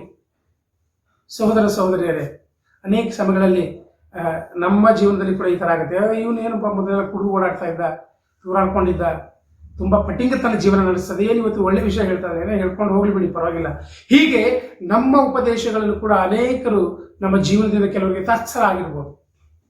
ಆದರೆ ಯೇಸು ಕ್ರಿಸ್ತರು ಹೇಳ್ತಾ ಇದ್ದಾರೆ, ನಂಬದೆ ಹೋದದರಿಂದ, ಯೇಸು ಕ್ರಿಸ್ತರ ಉಪದೇಶವನ್ನ ನಂಬದೆ ಹೋದದರಿಂದ ಅನೇಕ ಅದ್ಭುತ ಕಾರ್ಯಗಳು ಆ ಊರುಗಳಲ್ಲಿ ಯೇಸು ಕ್ರಿಸ್ತರು ಮಾಡಲಿಲ್ಲ. ಅಲ್ಲಿ ಇನ್ನೊಂದು ಹೇಳ್ತಾ ಇದ್ದಾರೆ, ತನ್ನ ಪ್ರವಾದಿಗೆ ತನ್ನ ಸ್ವಂತ ಊರುಗಳಲ್ಲಿಯೂ ತನ್ನ ಸ್ವಂತ ಮನೆಯಲ್ಲಿ ಅವರಿಗೆ ಮರ್ಯಾದೆ ಇಲ್ಲ ಅಂತ ಹೇಳಿದ್ದಾರೆ. ಬ್ರದರ್ಸ್ ಅಂಡ್ ಸಿಸ್ಟರ್ಸ್, ನಾವು ನಿಜವಾಗ್ಲೂ ಪ್ರೀತಿ ಮಾಡುವುದರಲ್ಲಿ, ವಿನಾಯಿತಿ ತೋರಿಸುವುದರಲ್ಲಿ, ಯಾರಿಗಾದ್ರೂ ಇನ್ನೊಬ್ಬರಿಗೆ ನಾವು ಸಹಾಯ ಮಾಡುವಂಥದ್ರಲ್ಲಿ, ದೇವರ ವಾಕ್ಯವನ್ನ ಪರಿಪೂರ್ಣವಾದಂತಹ ಒಂದು ಮನಸ್ಸಿನಿಂದ ಕೇಳುವಂಥದ್ರಲ್ಲಿ ನಾವು ಆಸಕ್ತರಾಗಿರ್ಬೇಕಾಗಿದೆ. ಯಾರು ಅವ್ರ ಜೀವನ ಹೇಗಿದೆ ಅನ್ನೋದಕ್ಕಿಂತ ನಿಜವಾಗ್ಲೂ ಅವ್ರು ಹೇಳುವಂಥ ಒಂದು ವಿಧವು ನಾವು ಸ್ವೀಕಾರ ಮಾಡಿ ಒಂದು ವೇಳೆ ನಮ್ಮನ್ನು ನಾವು ಬದಲಾಯಿಸಿಕೊಳ್ಳುವುದಾದರೆ ಖಂಡಿತವಾಗಿ ನಮ್ಮಲ್ಲಿ ಅನೇಕ ಬದಲಾವಣೆಗಳು ಬರಲಿಕ್ಕೆ ಸಾಧ್ಯವಾಗುತ್ತೆ. ದೇವರ ವಾಕ್ಯವನ್ನು ನಂಬಬೇಕು, ದೇವರ ವಿಷಯದಲ್ಲಿ ಆಸಕ್ತಿ ತೋರಿಸಬೇಕು. ಒಂದು ವೇಳೆ ನಾವು ದೇವರನ್ನು ನಂಬಿದೇ ಆದರೆ, ಯೇಸು ಕ್ರಿಸ್ತರ ಒಂದು ವಿಷಯಗಳನ್ನು ನಾವು ಹೃದಯಪೂರ್ವಕವಾಗಿ ನಂಬಿದೇ ಆದರೆ ಅನೇಕ ಅದ್ಭುತಗಳು ನಮ್ಮ ಜೀವನದಲ್ಲಿ ನಡೆಯುತ್ತೆ. ಯೇಸು ಕ್ರಿಸ್ತರ ಜೀವನ ಪರಿಪೂರ್ಣವಾಗಿ ಬದಲಾಯಿಸ್ತಾರೆ.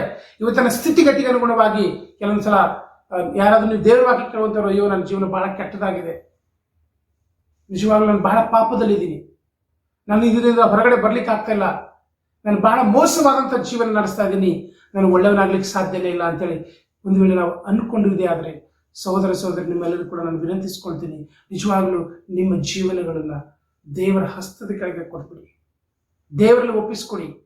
ನಮ್ಮ ಜೀವನಗಳನ್ನು ದೇವರು ಪರಿಪೂರ್ಣವಾಗಿ ಬದಲಾಯಿಸಲಿಕ್ಕೆ ಆತನಲ್ಲಿ ಶಕ್ತಿ ಇದೆ. ಹೇಗೆ ಒಂದು ಮಣ್ಣು ಕುಂಬಾರನ ಕೈಯಲ್ಲಿ ಹೋದಾಗ ಸುಂದರವಾದಂಥ ಒಂದು ಮಡಿಕೆ ಆಗುತ್ತೋ, ಅದೇ ರೀತಿಯಾಗಿ ನಮ್ಮ ಜೀವನಗಳು ಪರಿಪೂರ್ಣವಾಗಿ ಬದಲಾಯಿಸಲಿಕ್ಕೆ ಯೇಸು ಕ್ರಿಸ್ತರಲ್ಲಿ ಶಕ್ತಿ ಇದೆ. ನಾವು ಕ್ರೈಸ್ತರಾಗಿದ್ದು, ಶಿಷ್ಯರಾಗಿದ್ದು, ಕೆಲವೊಂದ್ಸಲ ನಾವು ಪಾಪಕ್ಕೆ ದಾಸರಾಗಿ ಜೀವಿಸ್ತಾ ಇದ್ದೀವಿ ಅಂದರೆ ಸಹೋದರ ಸಹೋದರಿಯರೇ, ಈ ಒಂದು ದಿನದಲ್ಲಿ ನಾವೆಲ್ಲರೂ ಕೂಡ ನಿರ್ಧಾರ ಮಾಡೋಣ. ನಮ್ಮ ಪರಿಪೂರ್ಣವಾದಂಥ ಜೀವನ ದೇವರಿಗೆ ಗೊತ್ತಿದೆ. ನಾವು ಆ್ಯಕ್ಟಿಂಗ್ ಮಾಡೋಂಥ ಅವಶ್ಯಕತೆ ಇಲ್ಲ, ನಾವು ಯಾರು ಕೂಡ ನಟನೆ ಜೀವನ ಮಾಡುವಂಥ ಅವಶ್ಯಕತೆ ಇಲ್ಲ. ನಾವೆಲ್ಲರೂ ಕೂಡ ಆತನಿಗೆ ದೇವರ ರಾಜ್ಯದಲ್ಲಿ ನಮ್ಮನ್ನು ಒಪ್ಪಿಸಿಕೊಟ್ಟಿದೆಯೇ ಆದರೆ ಖಂಡಿತವಾಗಿ ದೇವರು ನಮ್ಮ ಜೀವನದ ಮೂಲಕವಾಗಿ ತನ್ನ ಸಾಮ್ರಾಜ್ಯವನ್ನು ಪರಿಪೂರ್ಣ ಮಾಡ್ತಾರೆ. ಆತನ ಮುಖ್ಯವಾದಂಥ ಉದ್ದೇಶ ಏನಂತಂದರೆ ನಾವೆಲ್ಲರೂ ಕೂಡ ಆತನಲ್ಲಿ ಆಸಕ್ತರಾಗಿರಬೇಕು, ಆತನ ಹಾಗೆ ಇರಬೇಕು, ಆತನ ಜೊತೆಯಾಗಿರಬೇಕು, ಮತ್ತು ನಿಜವಾಗ್ಲೂ ಆತನ ಮಕ್ಕಳಾಗಿ ಜೀವಿಸಬೇಕು ಅನ್ನೋಂಥದ್ದು ನಿಜವಾಗ್ಲೂ ಒಂದು ದೇವರ ಚಿತ್ತವಾಗಿದೆ. ಈ ಒಂದು ಕಾರಣಕ್ಕೋಸ್ಕರವಾಗಿ ಯೇಸು ಕ್ರಿಸ್ತ 2000 ವರ್ಷಗಳ ಹಿಂದೆ ಈ ಲೋಕಕ್ಕೆ ಬಂದು ತನ್ನ ಸಾಮ್ರಾಜ್ಯವನ್ನು ಸ್ಥಾಪಿಸಿದ್ದಾರೆ. ಈ ರೀತಿಯಾಗಿ ಯೇಸು ಕ್ರಿಸ್ತರು ದೇವರ ರಾಜ್ಯವನ್ನು ಪರಿಪೂರ್ಣ ಮಾಡಬೇಕು ಅಂತ ಉದ್ದೇಶಕ್ಕೋಸ್ಕರವಾಗಿ ತನ್ನ ಪ್ರಾಣವನ್ನು ಆ ಶಿಲುಬೆ ಮೇಲೆ ಕೊಟ್ಟಿದ್ದಾರೆ. ಈ ಒಂದು ಸಮಯದಲ್ಲಿ ನಾವು ಆತನ ದೇಹಕ್ಕೆ ಸಾದೃಶ್ಯವಾಗಿರುವಂಥ ಈ ಒಂದು ಕರ್ತನ ಭೋಜನದ ಪಾಲ್ಗೊಳ್ಳೋಣ. ಆತನ ದೇಹಕ್ಕೆ ಸಾದೃಶ್ಯವಾಗಿರುವಂಥ ರೊಟ್ಟಿಯನ್ನು ಮತ್ತು ಆತನ ರಕ್ತಕ್ಕೆ ಸಾದೃಶ್ಯವಾಗಿರುವಂಥ ದ್ರಾಕ್ಷರಸವನ್ನು ತೆಗೆದುಕೊಳ್ಳುವಾಗ ನಮ್ಮನ್ನು ನಾವು ಪರೀಕ್ಷಿಸಿಕೊಂಡವರಾಗಿ ಇದರಲ್ಲಿ ಭಾಗವಹಿಸೋಣ. ನಿಜವಾಗ್ಲೂ ದೇವರ ರಾಜ್ಯದ ಒಂದು ಆಸಕ್ತಿ ನಮ್ಮೆಲ್ಲರೂ ಕೂಡ ನಾವು ಬೆಳೆಸಿಕೊಳ್ಳೋಣ. ಆತನ ಹಾಗೆ ಆಗಲಿಕ್ಕೆ ನಾವೆಲ್ಲರೂ ಪ್ರಯಾಸ ಪಡೋಣ. ಈ ಒಂದು ಕಾರಣಕ್ಕೋಸ್ಕರನೇ ಯೇಸು ಕ್ರಿಸ್ತರು ಆ ಶಿಲುಬೆಯ ಮೇಲೆ ನಮ್ಮನ್ನು ಪ್ರೀತಿ ಮಾಡಿ ತನ್ನ ಪ್ರಾಣವನ್ನು ಕೊಟ್ಟಿದ್ದಾರೆ. ಏನೋ ಸುಮ್ಮನೆ ಬೇಕಾಬಿಟ್ಟಿ ಆತನ ಪ್ರಾಣ ಕೊಡಲಿಲ್ಲ, ನಮ್ಮನ್ನು ಪ್ರೀತಿ ಮಾಡಿ, ನಮ್ಮೆಲ್ಲರನ್ನು ಪ್ರೀತಿ ಮಾಡಿ ಆತನ ತನ್ನ ಪ್ರಾಣವನ್ನು ಕೊಟ್ಟಿದ್ದಾನೆ. ಈ ಒಂದು ವಿಷಯವನ್ನು ನಾವು ಗಮನದಲ್ಲಿ ಇಟ್ಕೊಂಡು ನಿಜವಾಗ್ಲೂ ನಾವು ಕರ್ತನ ಭೋಜನದಲ್ಲಿ ಪಾಲ್ಗೊಳ್ಳೋಣ. ನಿಜವಾಗ್ಲೂ ನಂಬ್ತೀನಿ ಈ ವಿಷಯಗಳು ನಮಗೆ ಸಹಾಯ ಆಗಿದೆ ಅಂತೇಳಿ ನಾವು ರೊಟ್ಟಿ ಮತ್ತು ದ್ರಾಕ್ಷರಸಕ್ಕೋಸ್ಕರವಾಗಿ ಪ್ರಾರ್ಥನೆ ಮಾಡೋಣ. ಭೂಪರಲೋಕದ ಒಡೆಯನೇ, ಸರ್ವಶಕ್ತನೇ, ಅಪ್ಪ, ನೀವು 2000 ವರ್ಷಗಳ ಹಿಂದೆ ಬಂದು ನಿನ್ನ ರಾಜ್ಯವನ್ನು ಈ ಲೋಕದಲ್ಲಿ ಸ್ಥಾಪಿಸುವಾಗ ನಿನ್ನ ನಂಬಿದಂಥ ಮಕ್ಕಳಿಗೆ, ನಿನ್ನ ಶಿಷ್ಯರಿಗೆ ಅನೇಕ ಸಾಮ್ಯ ರೂಪವಾಗಿ ಹೇಳಿ ಅವರ ಜೀವನಗಳನ್ನು ಪರಿವರ್ತನೆ ಮಾಡಿ ಇವತ್ತು ಅನೇಕ ಲೋಕದ ಎಲ್ಲ ಭಾಗಗಳಲ್ಲಿ ಸುವಾರ್ತೆಯನ್ನು ಸಾರುವಂತೆ ನೀನು ಮಾಡಿದ್ದೆ. ನಿಮಗೆ ಸ್ತೋತ್ರವಾಗಲಿ. ಇದೇ ನಿಜವಾಗ್ಲೂ ಒಂದು ನಿಮ್ಮ ಜೀವನದ ಒಂದು ಉದ್ದೇಶವಾಗಿದ್ದು ಕರ್ತನೆ. ನೀವು ನಮಗಾಗಿ ಪಟ್ಟಂಥ ಎಲ್ಲ ಪ್ರಯಾಸಗಳಿಗಾಗಿ ಸ್ವಾಮಿ, ಆ ಶಿಲುಬೆಯ ಮರಣಕ್ಕಾಗಿ ನಿಮಗೆ ಸ್ತೋತ್ರ ಹೇಳ್ತೀವಿ ತಂದೆಯಾದ ದೇವರೇ.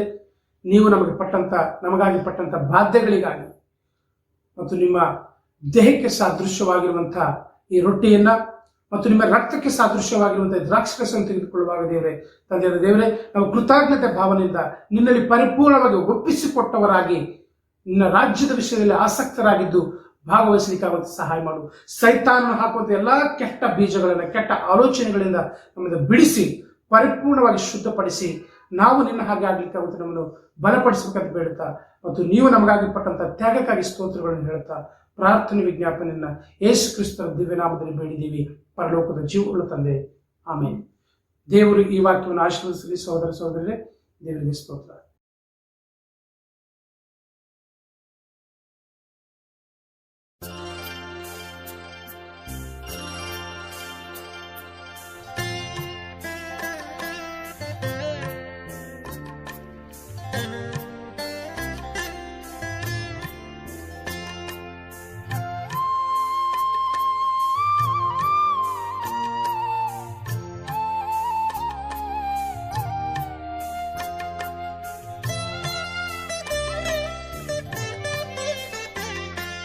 ಕುಂಬಾರನೇ ಕುಂಬಾರನೇ ಸೃಷ್ಟಿಗೆ ಕಾರಣನೇ,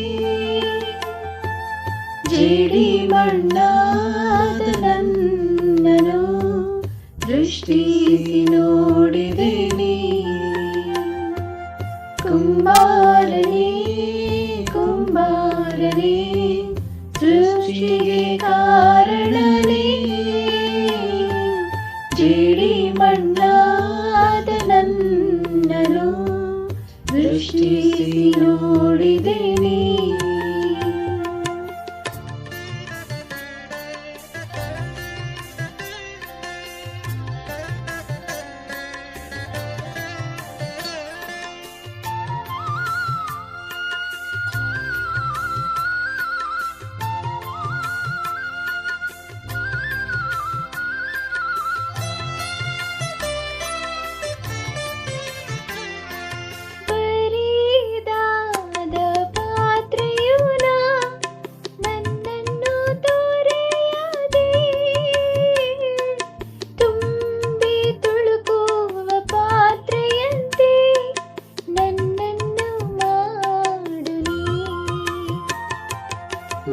ಹರಿದಾದ ಪಾತ್ರೆಯು ನನ್ನನ್ನು ತೊರೆಯದೆ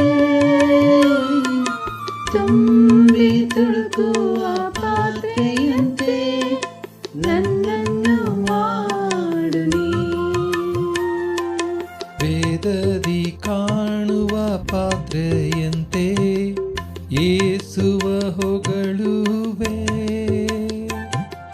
ನನ್ನನ್ನು ಅಂತಹ ಪಾತ್ರೆಯಂತೆ ಬಳಸಿಕೊಳ್ಳು ನೀ.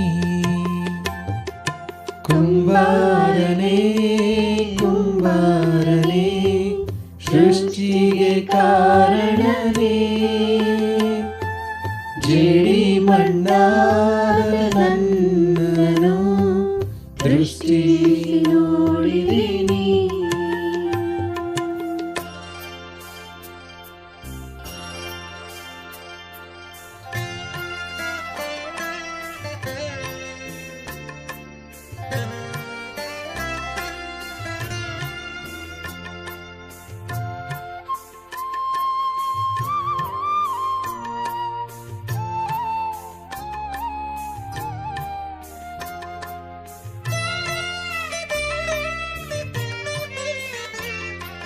ಬೆಲೆಯಿಲ್ಲದ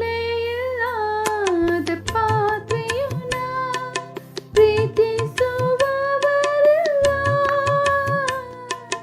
ಬೆಲೆಯಿಲ್ಲ ನಿನ್ ಕೃಪೆಯಿಂದ ಶ್ರೇಷ್ಠವಾಗಿಸು ನೀ. ಬೆಲೆಯಿಲ್ಲದ ಪಾತ್ರೆಯು ಪ್ರೀತಿಸುವವರಲ್ಲ, ಬೆಲೆಯಿಲ್ಲ ನಿನ್ ಕೃಪೆಯಿಂದ ಶ್ರೇಷ್ಠವಾಗಿಸು ನೀ. ತಡೆಯೆಲ್ಲವ ಅಗಲಿಸಿ ನಿನ್ನಂತೆ ಮಾರ್ಪಡಿಸು, ಜಜ್ಜಿಸಿ ನನ್ನನು ನಿನಗಾಗಿಯೇ ಸ್ವಾಸ್ಥ್ಯಗೊಳಿಸು ನೀ. ಕುಂಬಾರನೇ ಕುಂಬಾರನೇ, ಸೃಷ್ಟಿಗೆ ಕಾರಣನೇ, ಜೇಡಿ ಮಣ್ಣಾದ ನನ್ನನು ದೃಷ್ಟಿ ನೋಡಿದಿನಿ. ಕುಂಬಾರನೇ ಕುಂಬಾರನೇ, ಸೃಷ್ಟಿಗೆ ಕಾರಣನೇ, ಜೇಡಿ ಮಣ್ಣಾದ ನನ್ನನು ದೃಷ್ಟಿ ನೋಡಿದಿನಿ.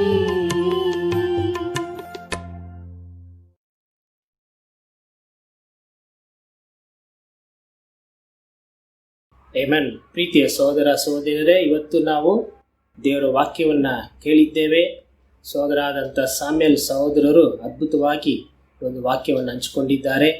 ಖಂಡಿತವಾಗಲೂ ಈ ವಾಕ್ಯಗಳು ಬಹಳ ಮುಖ್ಯವಾಗಿದೆ ನಮ್ಮ ಜೀವನದಲ್ಲಿ. ನಮ್ಮ ಒಂದು ಅನುಭವದಲ್ಲಿ ಪರಿಶೋಧನೆಗೆ ನಮ್ಮ ಕ್ರೈಸ್ತ ಜೀವನ ಎಂಥ ಒಂದು ಮಟ್ಟದಲ್ಲಿದೆ ಅನ್ನೋದು ಮುಖ್ಯವಾಗಿ ನಾವು ಇವತ್ತು ಕಲಿತಿದ್ದೇವೆ. ನಾವು ಇನ್ನೂ ದೇವರ ಮೇಲೆ ಹೆಚ್ಚು ವಿಶ್ವಾಸವನ್ನು ಇಟ್ಟು ನಾವು ದೇವರಿಗೆ ಒಳ್ಳೆ ಫಲಗಳನ್ನು ಕೊಡುತ್ತಾ ದೇವರ ಇಷ್ಟಾನುಸಾರವಾದ ಒಂದು ಮಾರ್ಗದಲ್ಲಿ ನಡೆಯುತ್ತಾ ನಾವು ಹೋಗೋಣ. ಪ್ರೀತಿಯ ಸಹೋದರರೇ ಮತ್ತು ಸಹೋದರಿಯರೇ, ಕೆಲವು ಪ್ರಕಟಣೆಗಳಿವೆ. ನಿಮ್ಮ ತಿಂಗಳ ಕಾಣಿಕೆಯನ್ನು ನಮ್ಮ ಸಭೆಯ ಅಕೌಂಟಿಗೆ ಕಳುಹಿಸಬೇಕಾಗಿ ವಿನಂತಿ. ವಾರದ ಕಾಣಿಕೆಯನ್ನು ರಾಜು ಅವರ ನಂಬರಿಗೆ ಕಳುಹಿಸಬೇಕಾಗಿ ವಿನಂತಿ. ಜನವರಿ 1, 2, 3 ತಾರೀಖರಂದು ಸಿಂಗಲ್ಸ್ ರಿಟ್ರೀಟನ್ನು ಏರ್ಪಡಿಸಲಾಗಿದೆ. ದಯವಿಟ್ಟು ಕ್ರಿಸ್ಟೋಫರ್ ನೋಯಲನ್ನು ಭೇಟಿಯಾಗಿ.